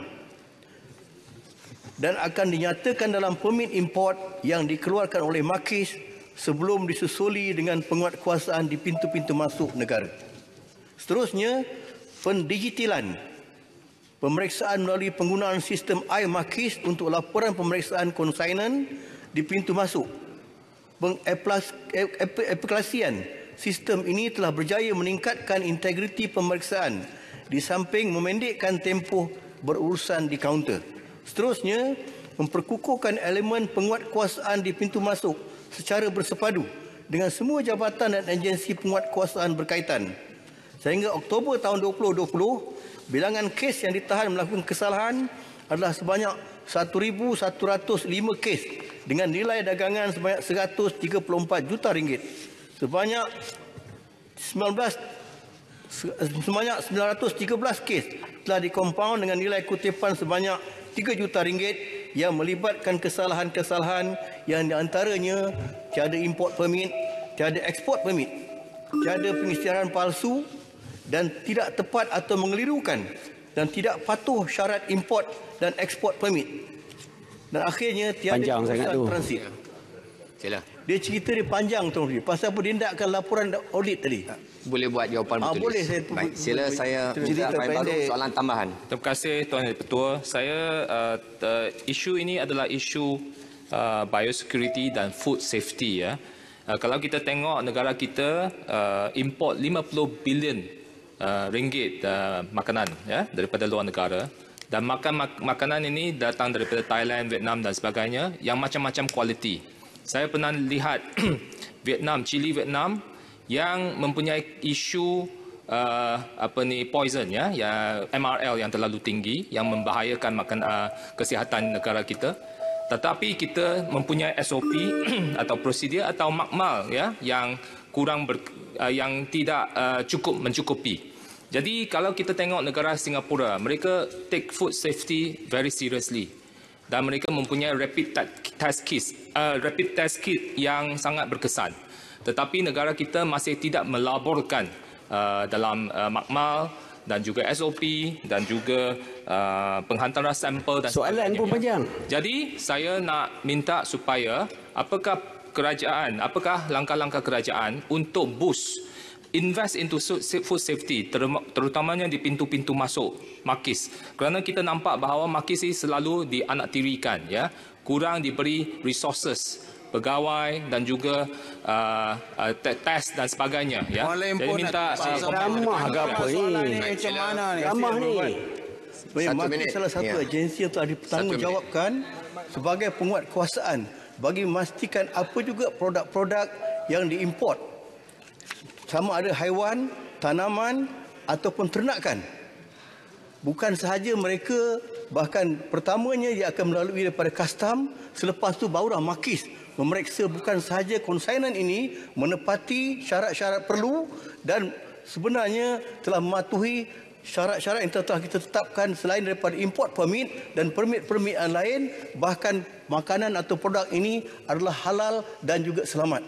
Ada juga tanaman yang diimport ini adalah tidak menjadi barang perosak dan disahkan oleh negara pengeluar, dan kita mendapatkan pengesahan daripada dua pihak, barulah kita akan menerima barangan-barangan yang diimport. Terima kasih Yang Berhormat. Terima kasih Yang Menteri. Yang Berhormat, sekarang tamatlah sesi untuk waktu pertanyaan-pertanyaan bagi jawab lisan pada hari ini. Terima kasih ahli-ahli Yang Berhormat. Aturan urusan mesyuarat dan usul-usul menyambung semula pertimbangan ke atas rang undang-undang perbekalan 2021 DR 16 2020 dan usul anggaran perbelanjaan pembangunan 2021 dalam jawatan kuasa sesebuah majlis. Majlis dalam jawatan kuasa. Tuan Speaker, minta penjelasan Tuan Speaker Pasir Gudang berkenaan peraturan mesyuarat 27/3 Tuan Speaker. Ringkas saja, semalam saya telah menghantar pemberitahuan berkenaan usul memohon supaya dibahaskan tentang laporan Suruhanjaya Hak Asasi Manusia Suhakam. Jadi inginkan penjelasan daripada pihak Tuan Speaker kerana tahun lepas kerajaan yang lalu membentangkan, membahaskan laporan ini. Saya percaya amalan yang baik ini eloklah diteruskan. Terima kasih. Terima kasih Pak Gudang. Ingat yang dibetul akan menjawab dan meneliti Lembah Pantai usul yang telah diberikan oleh Pasir Gudang. Baik, terima kasih. Datuk Speaker. Lembah Pantai. Untuk Aran. Ya, ada ya, saya ada berkenaan dengan usul saya 3612. Saya ada terima jawapan. Namun daripada yang dipertua. Ya. Namun ada pertikaian kerana isu asas di sini adalah untuk merujuk seseorang ahli ke jawatan kuasa hak dan kebebasan atas satu kesalahan yang telah diperakui dalam Dewan ini. Maka isu pelanggaran itu tetap berlaku dan saya pohon jawapan dan keputusan speaker ini dikaji semula memandangkan ada kesan terhadap proses undian belah bahagi ya, dalam Dewan Yang Mulia ini. Ada persepsi dan orang melihat ya, kenapa penghitung itu tidak dikenakan apa-apa tindakan walaupun satu kesalahan besar telah berlaku. Baik, terima kasih Lembah Pantai. Jawapan memang telah diberikan. Sekiranya ada bantahan tersebut, boleh menulis atas bantahan kepada jawapan tersebut. Sila, Lembah Pantai. Pengurusi, saya telah menghantar usul di bawah peraturan 66/9 pada 1 hari bulan. Ya. Dan saya telah menerima surat pada pagi ini mengatakan usul itu ditolak. Di bawah peraturan 66/9 dinyatakan di sini bahawa pemberitahu usul sekurang-kurangnya 2 hari terlebih dahulu. Ya. Tetapi alasan yang telah diberikan ya ini kurang 2 hari. Ya. Tetapi ini menepati masa sebab dia 2 hari, Tuan Pengurusi. Jadi saya mohon supaya usul ini dapat diterima dan dibahaskan di Dewan Yang Mulia ini sebab usul saya ini penting untuk mempertimbangkan anggaran yang telah dicadangkan dalam Kementerian Perdagangan Antarabangsa dan Industri. Terima kasih, Tuan. Jawapan pun telah diberikan, Tuan. Cuma kalau dilihat maksud 2 hari dalam bahasa Inggerisnya at least 2 clear days notice. Sebab tu secara teknikalnya yang di-Pertua telah menjawab soalan tersebut. Kalau Tuan tak puas hati, sebagaimana saya sebut macam Lembah Pantai tadi, saya gunakan peraturan 43 muktamad yang telah diberikan oleh yang di-Pertua, minta tulis balik kepada Tuan Pengerusi ada saya telah bagi jawapan dan jawapan daripada yang di-Pertua pun telah diberikan. Saya ingat untuk Dewan ini Tuan Pengerusi perlu diperjelaskan sebab telah dijelaskan yang bacaan dia kalau dalam bahasa Inggris, dalam bahasa Malaysia ini ada perbezaan. Jadi saya gunakan teks dalam bahasa Indonesia mengatakan pemberitahu usul sekurang-kurangnya 2 hari terlebih dahulu. Ini dalam bahasa. Dalam bahasa Inggerisnya? Ya, bahasa kebangsaan. Dalam bahasa Inggris dia. Kita boleh rujuk kepada saya menggunakan ini Tuan Pengerusi. Ya, bahasa kebangsaan yang kita gunakan. Orang sekiranya tak puas hati sila tulis semula kepada. Baik, ahli yang berhormat, saya baik Jarulun. Sila yang berhormat Jarulun. Terima kasih Tuan Pengerusi. Saya bangkitkan mengenai surat yang saya terima daripada Yang di-Pertua Dewan Rakyat bagi menjawab usul saya mengenai penangguhan suatu pilihan raya umum ataupun pilihan raya kecil daripada dijalankan tanpa menggunakan langkah-langkah darurat. Jadi dalam usul saya itu saya memang mencadangkan supaya pihak kerajaan memikirkan hal ini dan mengemukakan usul di Dewan Rakyat ini. Jawapan yang saya terima menyatakan bahawa cadangan pindaan kepada Perlembagaan Persekutuan bagi menangguhkan suatu pilihan raya memerlukan satu kajian dan semakan yang menyeluruh termasuk mengambil kira undang-undang bertulis sedia ada. Memang itu pun yang saya mohon sebenarnya Tuan Pengerusi. Jadi saya tak lihat apa sebabnya usul saya itu perlu ditolak. Baik, terima kasih. Saya juga rujuk kepada jawapan. Yang dicadangkan itu buat masa ini tidak menjadi satu yang perlu disegerakan lagi. Jadi yang di-Pertua telah menolak usul itu sebagaimana jawapan. Sekiranya Yang Berhormat Jalun tidak puas hati, juga dapat menulis kepada Yang di-Pertua. Keputusan waktu ini adalah muktamad peraturan 43. Terima kasih Yang Berhormat Jalun. Okay. Yang Berhormat. Ya, peraturan mesyuarat 22, 23, 24 berkaitan dengan soalan saya berkaitan dengan tawaran yang diberikan kepada Yang Berhormat Gua Busang untuk menjadi mengurusi Petronas, tetapi ditolak oleh beliau kerana tidak berperlembagaan. Yang Berhormat Jeli telah membuat jawapan, tapi saya tidak terima jawapan itu. Semua pun telah diumumkan dan saya harap Yang Berhormat Jeli boleh jawab. Adakah benar apa yang disebutkan oleh Yang Berhormat Gua Busang bahawa tawaran pengurusi Petronas atau Presiden Petronas kepada beliau adalah tidak berperlembagaan kerana ia tidak dijawab oleh Yang Berhormat Jeli kerana ia berkaitan dengan prestasi kewangan Petronas yang jatuh ke belakangan ini. Terima kasih. Terima kasih Bagan. Saya harap Yang Berhormat Menteri minta Yang Berhormat Jeli untuk menjawab selepas daripada ini. Yang Berhormat, sekarang saya jemput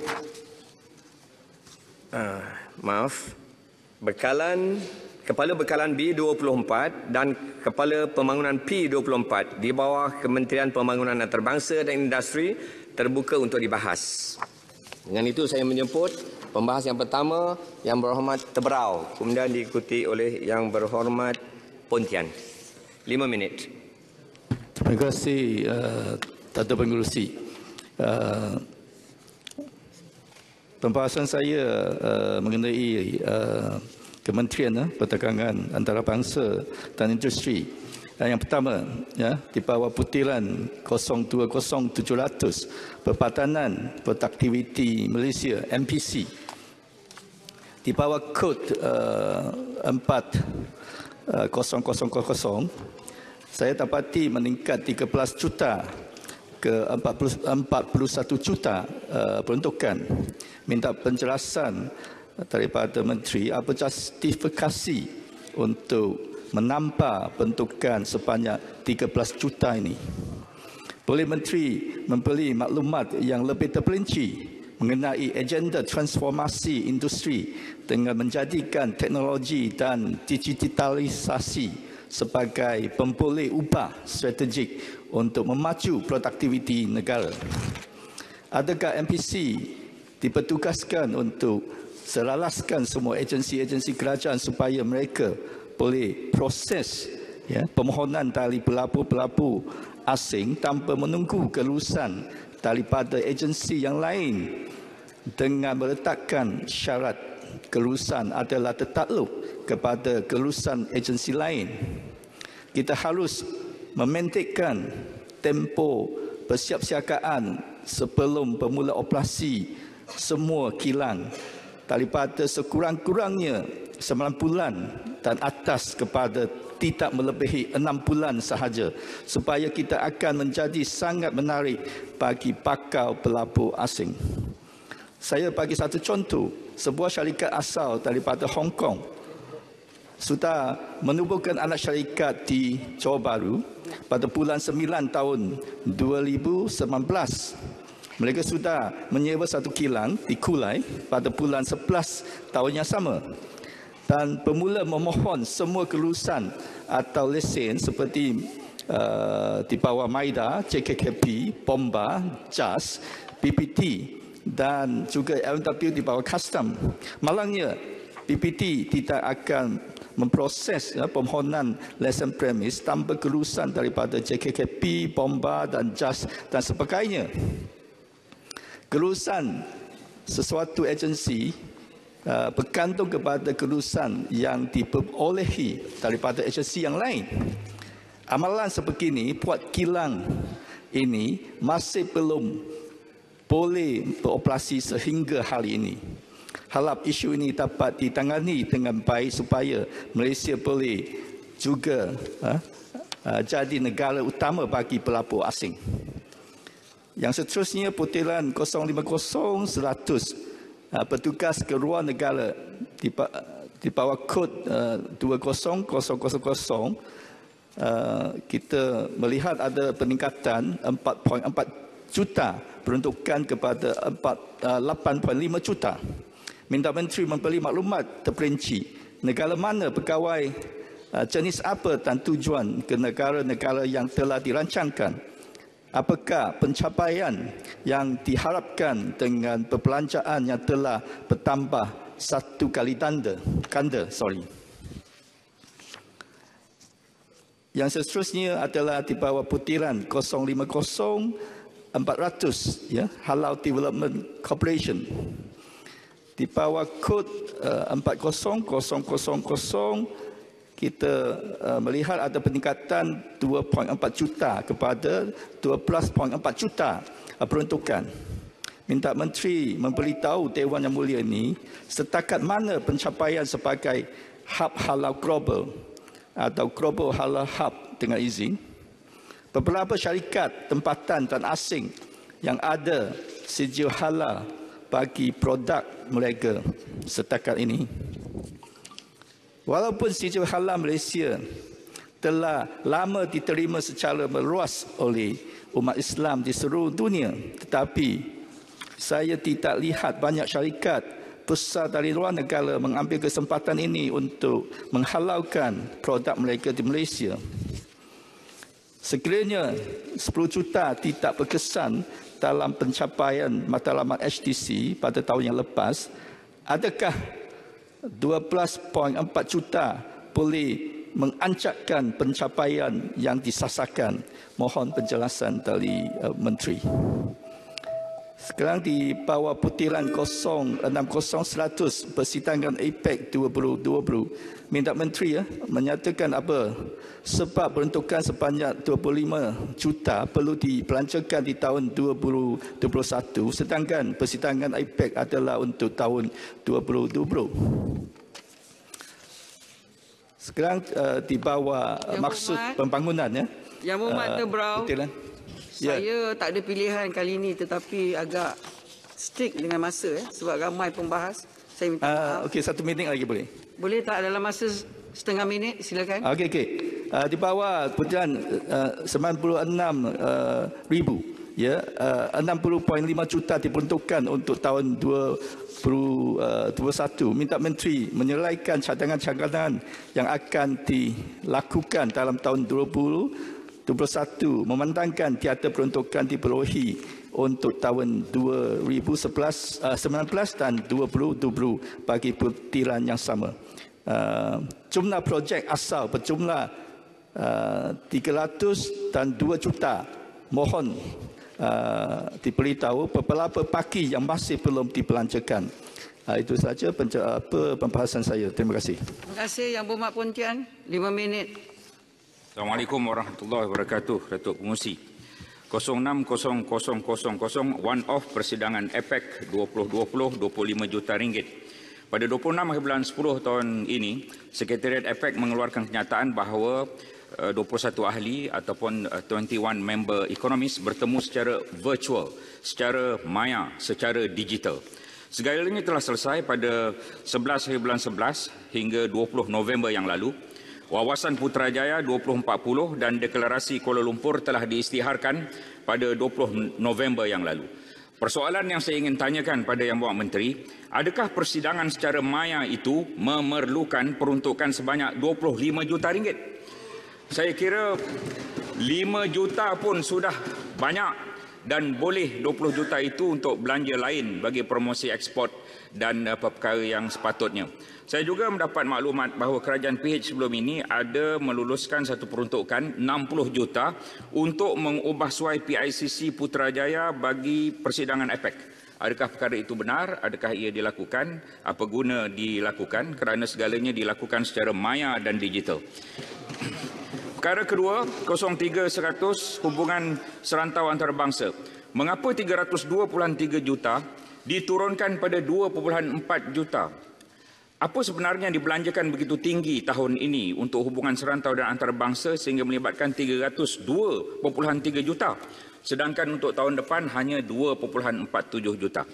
Perkara ketiga, 030700 Matret, satu agensi yang cukup penting tetapi diturunkan peruntukan 20 juta, 140 pada 120. Ia adalah satu agensi penting untuk promosi ekspor, jadi saya ingin mencadangkan supaya ambil daripada 25 juta sedang APEC untuk menampung peruntukan Matret yang dikurangkan. 040200 ekonomi digital diberikan peruntukan yang kecil 634,000 sahaja, sementara 00513 e-trade hanya 1 juta. Meletakkan produk made in Malaysia, produk usahawan berpotensi dalam portal e-dagang antarabangsa dengan bantuan bayaran listing utama adalah antara tujuan utama e-trade. Mengapa MITI mengurangkan peruntukannya hanya 1 juta dan peruntukan pada e-dagang merupakan trend utama pemasaran terkini juga telah diturunkan. Saya kira ia wajar dinaikkan. Perkara kelima, Taman Teknologi Sarawak 27.7 juta, Taman Teknologi Sabah 20.9 juta, tapi saya tidak melihat ada dalam senarai itu taman-taman teknologi semua negeri yang lain. Maka dicadangkan supaya diwujudkan taman-taman teknologi negeri-negeri selain pada Sabah dan Sarawak yang telah mendapat peruntukan. 00202 skim pinjaman mudah otomasi pemodenan 150 juta, minta berapa syarikat yang menerima dan bagaimana dengan prestasi bayaran balik. 96000 cadangan pembangunan pejabat MITI 302.5 juta, yang mana 60.5 juta dibayar tahun 2021. Adakah ini pembayaran PFI bangunan sedia ada atau pembinaan bangunan baru di tempat yang lain? Itu pertanyaan penting.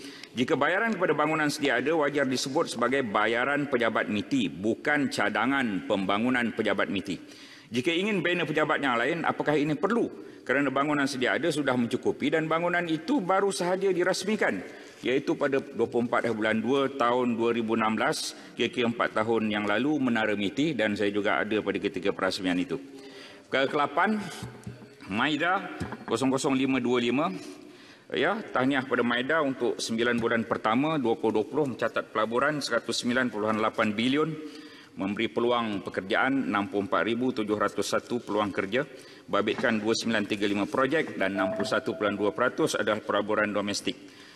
Yang ingin saya timbulkan tentang Maida ini ialah mengenai insentif LDA atau less developed areas, iaitu membina kilang di kawasan yang kurang maju atau pekan kecil atau luar bandar.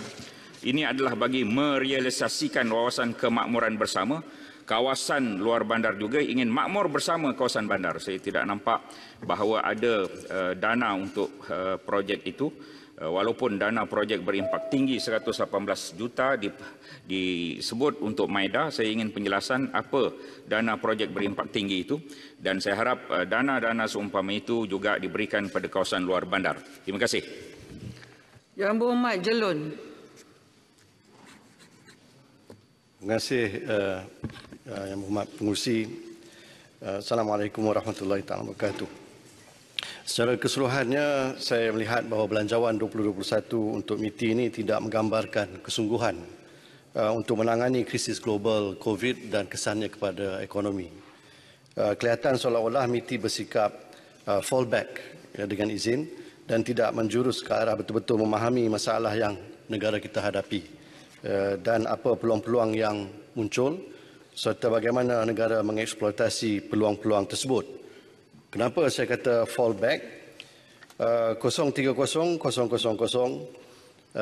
pengukuhan perdagangan antarabangsa yang turun dari 491 juta ringgit pada tahun 2020 ke 171 juta ringgit bagi tahun 2021, manakala 030-100 hubungan serantau dan antarabangsa pula turun secara mendadak dari 302 juta ringgit kepada 2.5 juta ringgit bagi tahun 2021.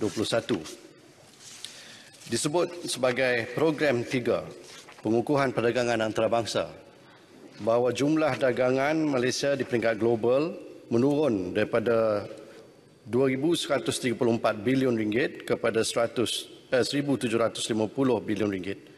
Manakala jumlah ekspor pula turun juga dari 1,123 bilion ringgit kepada 937 bilion ringgit. Apabila diunjurkan penurunan ekspor, maka boleh difahami bahawa peluang-peluang kerja dalam sektor perindustrian dan perkhidmatan juga menurun. Jadi saya ingin tahu apa dasar MITI sebenarnya untuk pastikan jenis industri yang diberi galakan sesuai dengan kemahiran tenaga kerja tempatan dan bukan untuk pekerja-pekerja asing. P00505, program pembangunan kemahiran, hanya 1.5 juta ringgit. Apa sektor industri yang diberi tumpuan mengambil kira krisis COVID dan kesan kepada ekonomi ketika ini? P00204, 31 juta ringgit untuk tabung promosi ekspor perkhidmatan, yang saya kira terlalu sedikit. Dan saya cadangkan dibatalkan saja peruntukan 60.5 juta ringgit di bawah 96000 cadangan pembangunan pejabat MITI yang dikatakan tadi baru saja dirasmikan 4 tahun lalu. Saya tak dijemput kerana sudah menjadi pembangkang ketika itu. Cadangan ini di bawah bangunan pejabat MITI dan ditambah peruntukan untuk tujuan promosi ekspor barangan dan khidmat. Itu cadangan saya. Yang Berhormat Pengerusi, saya juga mengesyorkan agar peruntukan untuk menaik taraf dan memperbaiki infrastruktur asas kawasan perindustrian sedia ada di bawah P00530 yang berjumlah 25 juta itu ditingkatkan kurang-kurangnya sekali ganda. Saya ingat banyak kali ganda pun lebih elok. Ini juga bagi menangani masalah penurunan FDI dan juga DDI. Dua-duanya angka yang sama. Tahun 2020, 56.75 bilion ringgit. Tahun 2021, 36 bilion ringgit. Yang Berhormat Pengerusi, kalaulah MITI ingin membelanjakan 1.2 bilion ringgit, saya harap dikaji dengan teliti keadaan sebenar yang dialami oleh industri-industri kita, khususnya dalam sektor pembuatan dan perkhidmatan, khususnya lebih lagi kepada sektor yang mengekspor dan menyediakan peluang pekerjaan yang terbanyak bagi warga tempatan kita dan bukan untuk warga asing. Itu cadangan saya. Terima kasih. Yang Berhormat Beaufort. Terima kasih Tuan Pengerusi. Saya terus merujuk kepada butiran B020000 pembangunan industri dan daya saing meningkat daripada 66,160,900 ke 80,977,500 ringgit.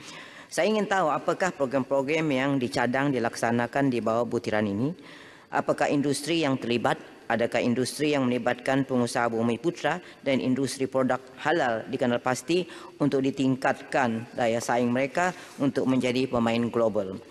Adakah kementerian mempunyai rekod bilangan pengusaha industri di kalangan Bumi Putra yang telah dibangunkan untuk bersaing di peringkat antarabangsa? Apakah MITI mempunyai sasaran bilangan yang akan dibangunkan dan untuk mencapainya sejauh mana siapakah rakan kongsi ataupun rakan kerjasama MITI dalam usaha ini? Butiran 020100 sokongan perdagangan dan industri. Apakah jenis sokongan yang disediakan oleh MITI di bawah butiran ini? Apakah tindakan pendekatan yang telah diambil dan akan diambil oleh MITI bagi memastikan pemain industri termasuk Bumi Putra dan daripada Sabah dan Sarawak juga mendapat manfaat daripada program yang akan dilaksanakan supaya mereka boleh menjadi pemain global. Butiran 030000 pengukuhan perdagangan antarabangsa yang menurun. Adakah penurunan peruntukan ini pada 2021 akan menjejaskan usaha negara untuk mengukur dan memperluaskan lagi perdagangan antarabangsa Malaysia? Adakah ia akan menjejaskan juga usaha untuk membangunkan lebih ramai lagi pemain global daripada negara kita Malaysia? Butiran 030700 Madrid. Apakah jenis program yang akan Madrid laksanakan pasca COVID pada 2021? Berapakah bilangan pengusaha syarikat yang terlibat dengan program Madrid di luar negara?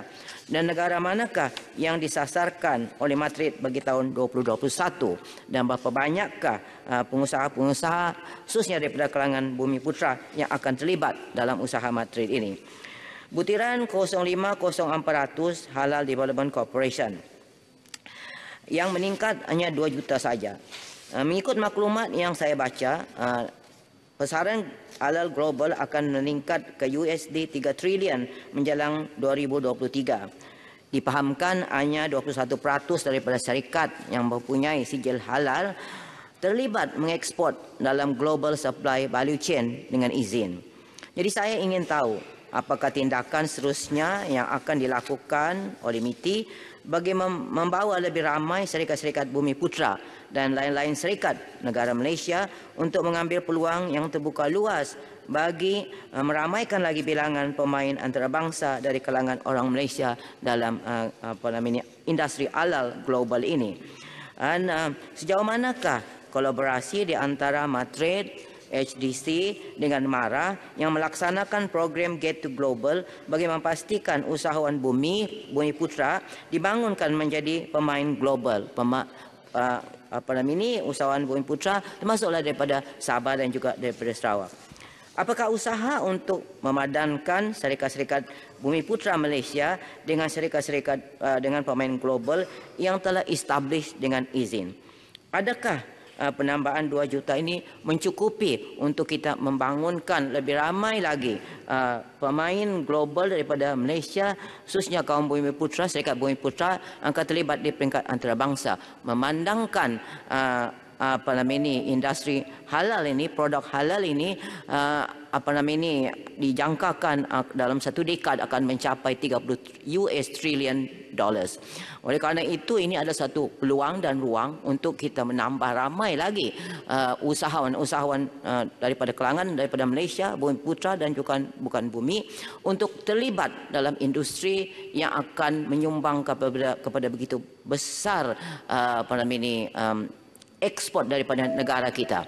Dipahamkan pada masa ini hanya 10 bilion ekspor daripada industri halal ini daripada negara kita Malaysia, itu 40 bilion ringgit Malaysia. Tetapi sebenarnya ini boleh ditingkatkan lagi dan tentunya dapat memberikan ruang yang besar kepada pengusaha-pengusaha Bumi Putra kita dalam negara kita Malaysia dan juga memberi ruang pekerjaan kepada rakyat dalam negara kita Malaysia. Ini adalah satu peluang dan ruang yang amat saya rasa penting untuk kita ambil dan kita rebut dengan secepat mungkin, dan saya harap MITI akan mengambil tindakan untuk memastikan ruang dan peluang ini tidak terbiar begitu saja dan lain orang pula yang mengambil manfaatnya. Terima kasih.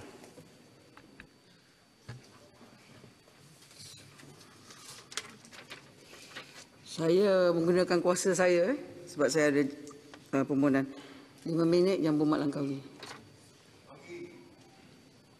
Langkawi. Dalam jawatan kuasa? Yang berhormat Langkawi je loh. Yang berhormat Langkawi nak bahas. Saya guna kuasa saya. Bangi, lepas yang berhormat, minta maaf. Silakan yang berhormat Langkawi. Terima kasih Puan Yang di-Pertua.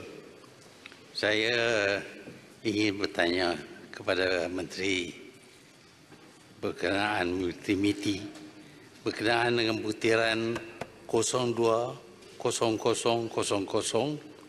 pembangunan industri dan daya saing, dan juga butiran 040000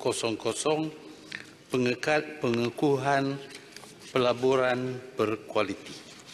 Saya ingin tanya sama ada kementerian dan kerajaan juga masih utamakan pelaburan asing, iaitu foreign direct investment dalam membangunkan industri di negara kita. Sebabnya ialah kerana foreign direct investment ini tidak mungkin menjadikan negara kita sebuah negara industri yang maju. Kalau kita perhatikan keadaan di negara Jepun, Korea dan negara China, mereka tidak bergantung kepada foreign direct investment. Sebaliknya mereka menguasai teknologi dan mereka mencipta barangan mereka sendiri, dan mereka menganggap pasar bukan terhad kepada domestik saja tetapi juga kepada seluruh dunia. Dengan kerana itu kita dapati mereka mencapai kemajuan yang begitu pantas dan mereka sudah jauh lebih ke hadapan berbanding dengan kita. Kalau kita masih terus dengan foreign direct investment, maka kita tidak akan dapat kejar mereka yang maju ini. Sebab itu saya berpendapat bahawa masa sudah tiba untuk kita tukar pendekatan kita, cara kita industrialize negara kita, iaitu dengan mengadakan domestic investment dalam bidang-bidang yang kita tumpu kepada pasaran dunia dan bukan pasaran tempatan. Kalau pasaran domestik, tak mungkin kita jadi satu industri yang besar. Sebaliknya, kalau kita tumpu kepada pasaran dunia, maka dapatlah kita menjadi industri yang besar seperti yang terdapat dalam glove industry, sarung tangan. Kita sekarang ini menjadi pembekal sarung tangan yang terbesar dalam dunia. Ini menunjuk kemampuan kita tanpa bergantung kepada foreign direct investment dengan izin. Sebab itu saya ingin bertanya sama ada kementerian akan kaji semula dasar kita dan beri tumpuan kepada menggalakkan pelabur dalaman, pelabur tempatan memasuki dalam bidang-bidang yang mana kita mempunyai aset yang terkenal yang boleh membantu kita mengeluarkan barangan dan menjadi untuk pasaran dunia. Sebenarnya di Malaysia ini kita mempunyai banyak aset seperti getah, kelapa sawit, pasir dan macam-macam lagi. Tetapi ini semua tidak digunakan oleh kita. Kalaupun kita keluarkan barangan ini, kita gunanya untuk ekspor kepada negara lain. Dan mereka lah yang mendapat manfaat daripada value added kepada raw material yang kita keluarkan. Ini disebabkan oleh dasar. Kalau dasar kerajaan diubah supaya kita tumpukan kepada pasaran dunia daripada keluaran kita, dan kerajaan memberi bantuan untuk industri tempatan, pelabur tempatan, mengadakan industri baru ini, maka kita mungkin menjadi industri yang besar seperti yang terdapat dalam glove industry. Ini adalah cara kita memajukan pembangunan industri di Malaysia ini. Ini kita telah lihat apa yang berlaku di Jepun, di Korea Selatan dan juga di negara China.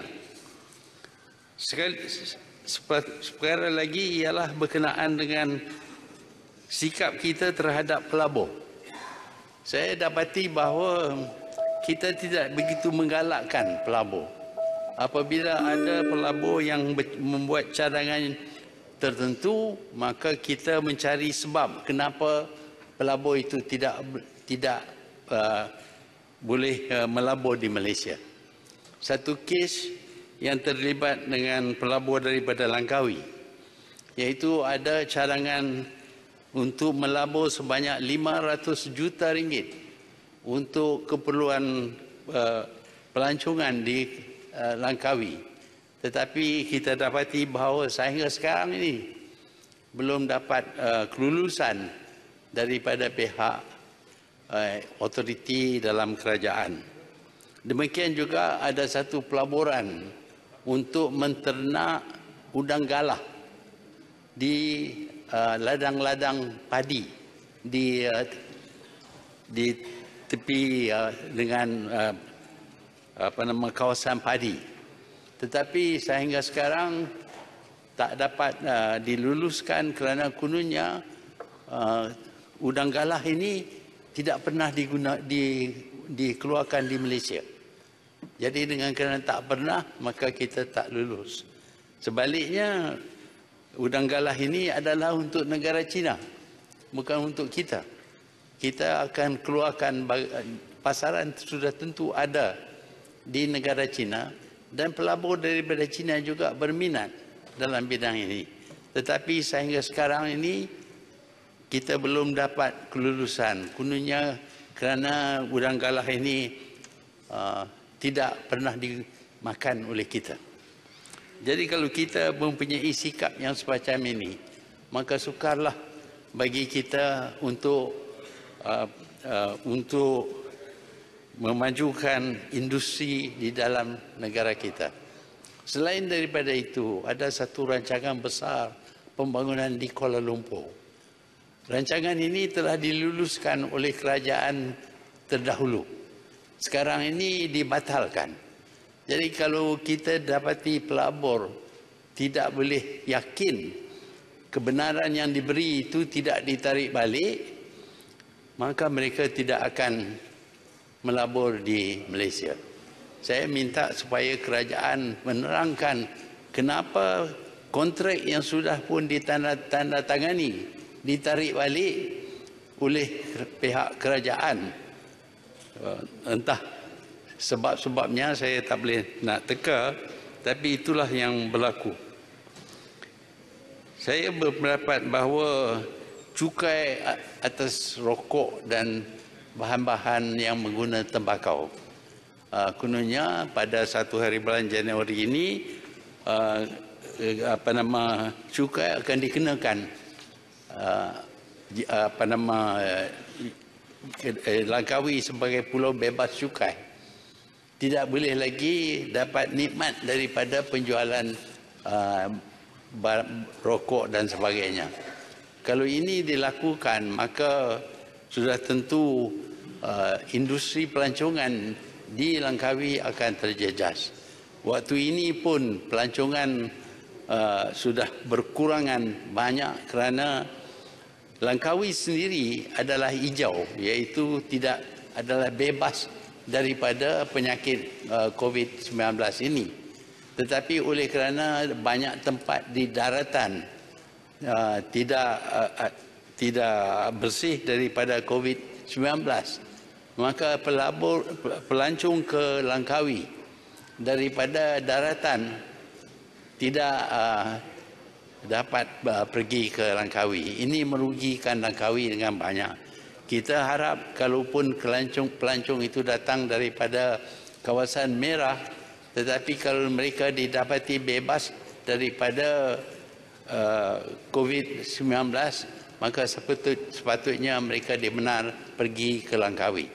Masalah Langkawi sekarang ini amat teruk sekali dan saya harap kerajaan akan memberi perhatian kepada pembangunan Langkawi dengan membenarkan pelaburan dibuat dan tidak mengenakan sekatan-sekatan yang agak keras, begitu sukar untuk didapati, supaya dapatlah Langkawi menarik pelancong sekurang-kurangnya daripada daratan, tetapi juga mungkin daripada negara-negara lain, dari tempat-tempat yang bebas daripada COVID-19. Saya ucap terima kasih. Terima kasih Yang Berhormat Langkawi. Menteri akan gulung pukul 12. Saya ada 3 lagi pembahas. Saya jemput lepas ni Pasir Putih 5 minit, Bangi, kemudian Sepang. Silakan. Terima kasih Ketua. Pasir Putih dulu. Ya. Pasir Putih, kemudian. Assalamualaikum warahmatullahi wabarakatuh dan salam sejahtera. Pertamanya saya ingin merujuk kepada butiran 020100020300 berkenaan dengan sokongan perdagangan pembangunan sektor perkhidmatan. Pertamanya saya ingin mengucap syabas kepada pihak kerajaan Malaysia yang telah berjaya mengadakan persidangan APEX 2020 yang telah membawa visi Putrajaya sehingga kepada tahun 2040. Tahniah kepada Menteri Perdagangan Antarabangsa dan Industri kerana tentunya APEX ini akan membawa wajah yang baru kepada kerancakan ekonomi di dalam negara kita. Cuma di dalam agenda program peningkatan pelaburan, terutama sekali dalam sektor import dan ekspor, kalau kita lihat APEX telah pun merangka satu strategi bersama antara negara-negara anggota. Cuma persoalan saya sejauh mana komitmen yang telah dibuat oleh negara melalui APEX ini bagi memberi jaminan kepada projek-projek kecil dan sederhana ataupun industri-industri dalaman yang wujud di dalam negara kita untuk kita merancakkan import dan juga ekspor.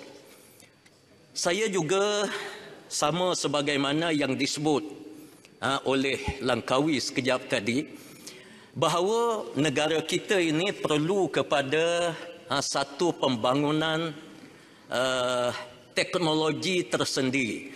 Dan kalau boleh kita kurangkan mengekspor barangan kita secara mentah, seperti kita ekspor kayu-kayan, kita ekspor sawit, getah yang masih mentah. Alangkah baiknya negara kita kalau kita mengekspor hasil daripada kayu. Kita bina satu teknologi sebagaimana yang berlaku di Indonesia dan sebagainya. Kita mengeluarkan barangan kita untuk kita ekspor ke luar negara. Semua ini adalah untuk kita memberi jaminan kepada agenda kemakmuran bersama antara negara-negara anggota. Seterusnya saya ingin merujuk kepada butiran 030100 dan 030200 berkenaan dengan hubungan serantau dan antarabangsa dan hubungan perdagangan dan ekonomi dua hala. APEX 2020 yang telah meletakkan satu visi Putrajaya 2040, saya ingin meminta Menteri jelaskan penerusan agenda negara kerana persidangan APEC untuk tahun hadapan ini akan berlangsung di New Zealand dan mereka akan membentuk ahli jawatan kuasa sendiri. Ahli jawatan kuasa yang bakal dibentuk oleh APEC ini yang terdiri daripada 20 negara anggota, sejauh manakah kesinambungan agenda APEC yang telah dibuat di Putrajaya, dan kita ada visi Putrajaya ini dapat diteruskan supaya agenda ekonomi negara kita ini berjalan dengan stabil dan tidak ada gangguan-gangguan di pertengahan jalan sehingga kita mencapai tahun 2040. Saya juga ingin menyentuh berkenaan dengan 8 agenda bersama di dalam APEC yang menyentuh perdagangan, kesihatan, keuangan, wanita, perusahaan kecil dan sederhana dan juga keselamatan makanan. Dalam agenda bersama ini saya nak titik beratkan isu agenda keselamatan makanan. Negara kita yang dianugerah oleh Allah Subhanahu wa taala bumi yang luas, bumi yang subur, yang sepatutnya di samping kita memberi fokus kepada teknologi-teknologi dan pembangunan-pembangunan yang lain, negara kita perlu bangkit menjadi sebuah negara pengeksport kepada bekalan makanan yang membentuk keselamatan makanan negara. Dan saya harap pihak kerajaan cuba melaksanakan perkara ini. Dan seterusnya iaitulah berkenaan dengan dalam arus pandemik COVID-19 ini, kita lihat APEC bersama MITI, MEDA, Madrid mempromosikan secara maya.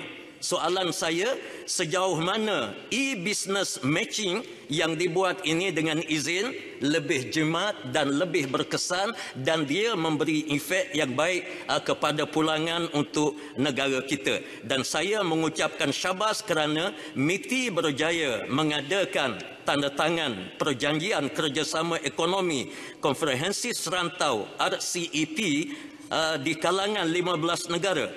Soalan saya, apakah RCEP benar-benar berkesan dan sejauh manakah langkah yang diambil oleh MITI seterusnya bagi meletakkan sasaran 24.8 trilion USD, hampir 1/3 daripada KDNK dunia, ianya benar-benar menjadi realiti.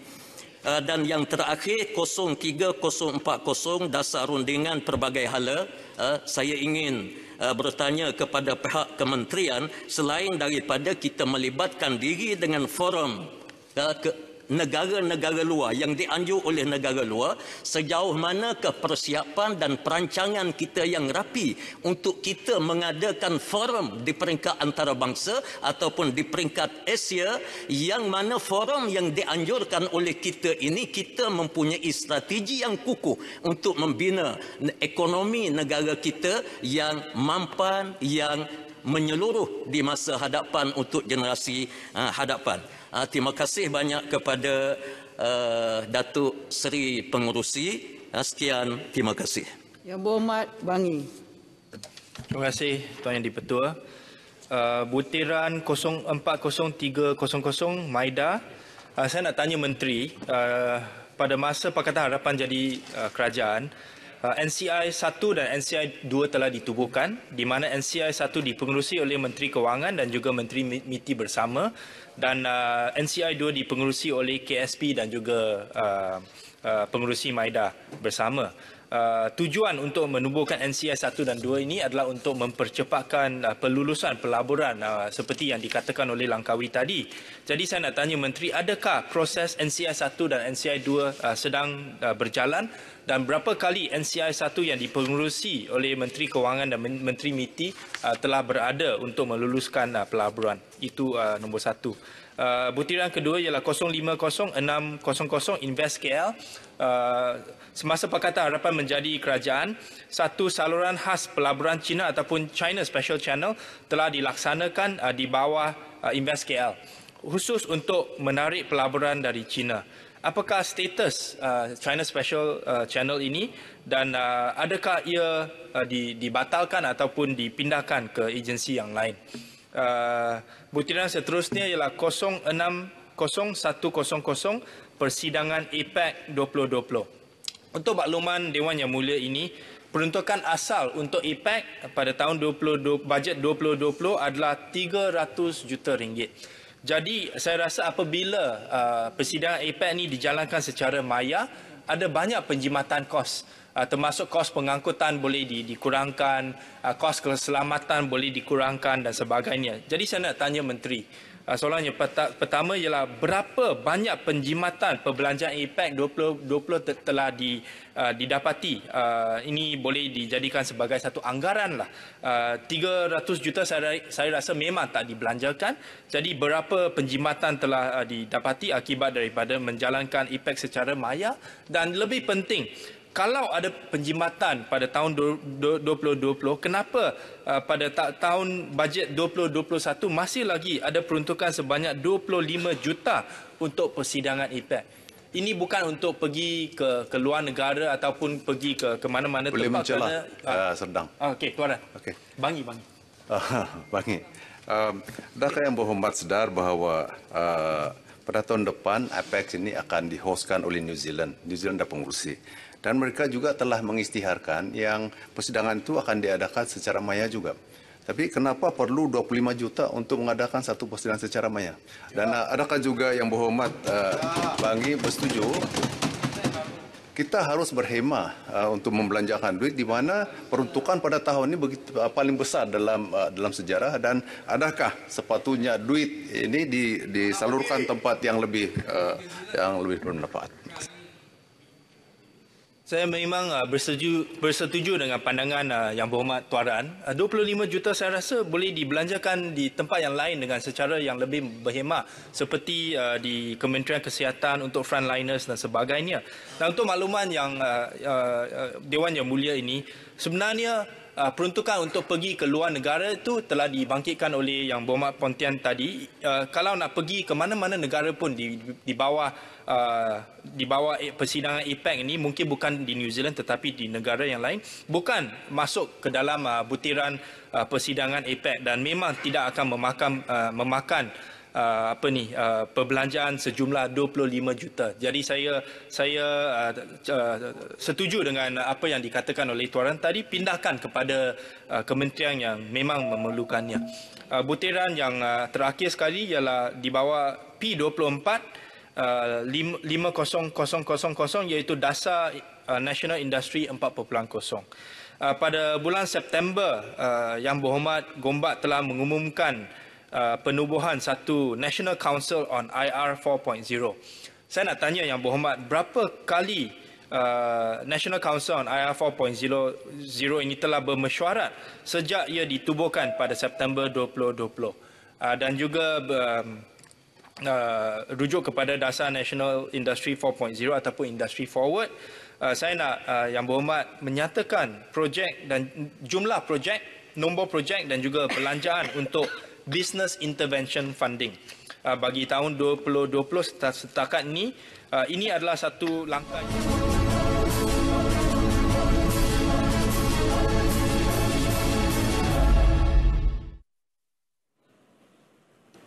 Baik, bertemu kembali. Sebanyak 11 soalan telah pun dijawab pada persidangan hari ini, termasuk 3 soalan MQT, dan selebihnya merupakan soalan bagi pertanyaan jawab lisan yang berakhir pada soalan ke-8 yang diajukan oleh Ahli Parlimen Bayan Baru meminta Menteri Pertanian dan Industri Makanan menyatakan tindakan kementerian terhadap teguran laporan audit negara tahun 2018 siri 3 pengurusan aktiviti kawalan import konsainen pertanian yang menunjukkan kelemahan.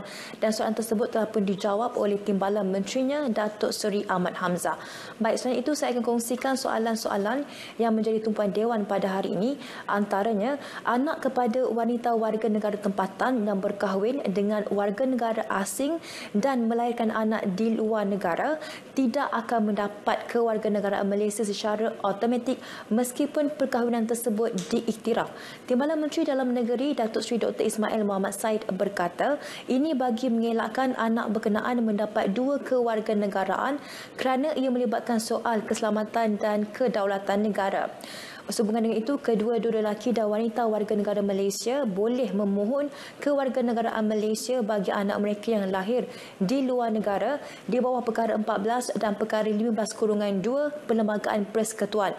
Dan ini tertakluk kepada pematuhan syarat dalam bahagian 3 Perlembagaan Persekutuan, kaedah-kaedah kewarganegaraan 1964 serta perundangan berkaitan yang berkuat kuasa. Baik, dalam pada itu, cadangan untuk mengurangkan kadar bayaran parkir kenderaan di stesen kereta api akan dipertimbang bagi meringankan beban kewangan pengguna. Timbalan Menteri Pengangkutan Hasbi Habibullah berkata, perbincangan mengenainya akan diadakan bersama pengurus parkir kenderaan terlibat. Dan jelas Hasbi, kadar bayaran yang ditetapkan pengurus parkir adalah berpatutan dan tidak membebankan rakyat berbanding caj parkir komersial. Dan kutipannya bukan bertujuan untuk mencari keuntungan, sebaliknya untuk menampung kos operasi dalam menyelenggara kemudahan di tapak parkir tersebut. Baik, dalam pada itu, sebanyak RM992 juta diperuntukkan di bawah bekalan 11B11 berdasarkan amalan yang digunakan untuk membiayai langkah tambahan seperti yang diumumkan dalam ucapan Belanjawan 2021. Menteri Kewangan Tengku Datuk Seri Zafrul Tengku Abdul Aziz memaklumkan jumlah itu merangkumi RM100 juta peruntukan untuk sekolah tahfiz, sekolah pondok berdaftar dan sekolah agama rakyat bagi tujuan penyelenggaraan.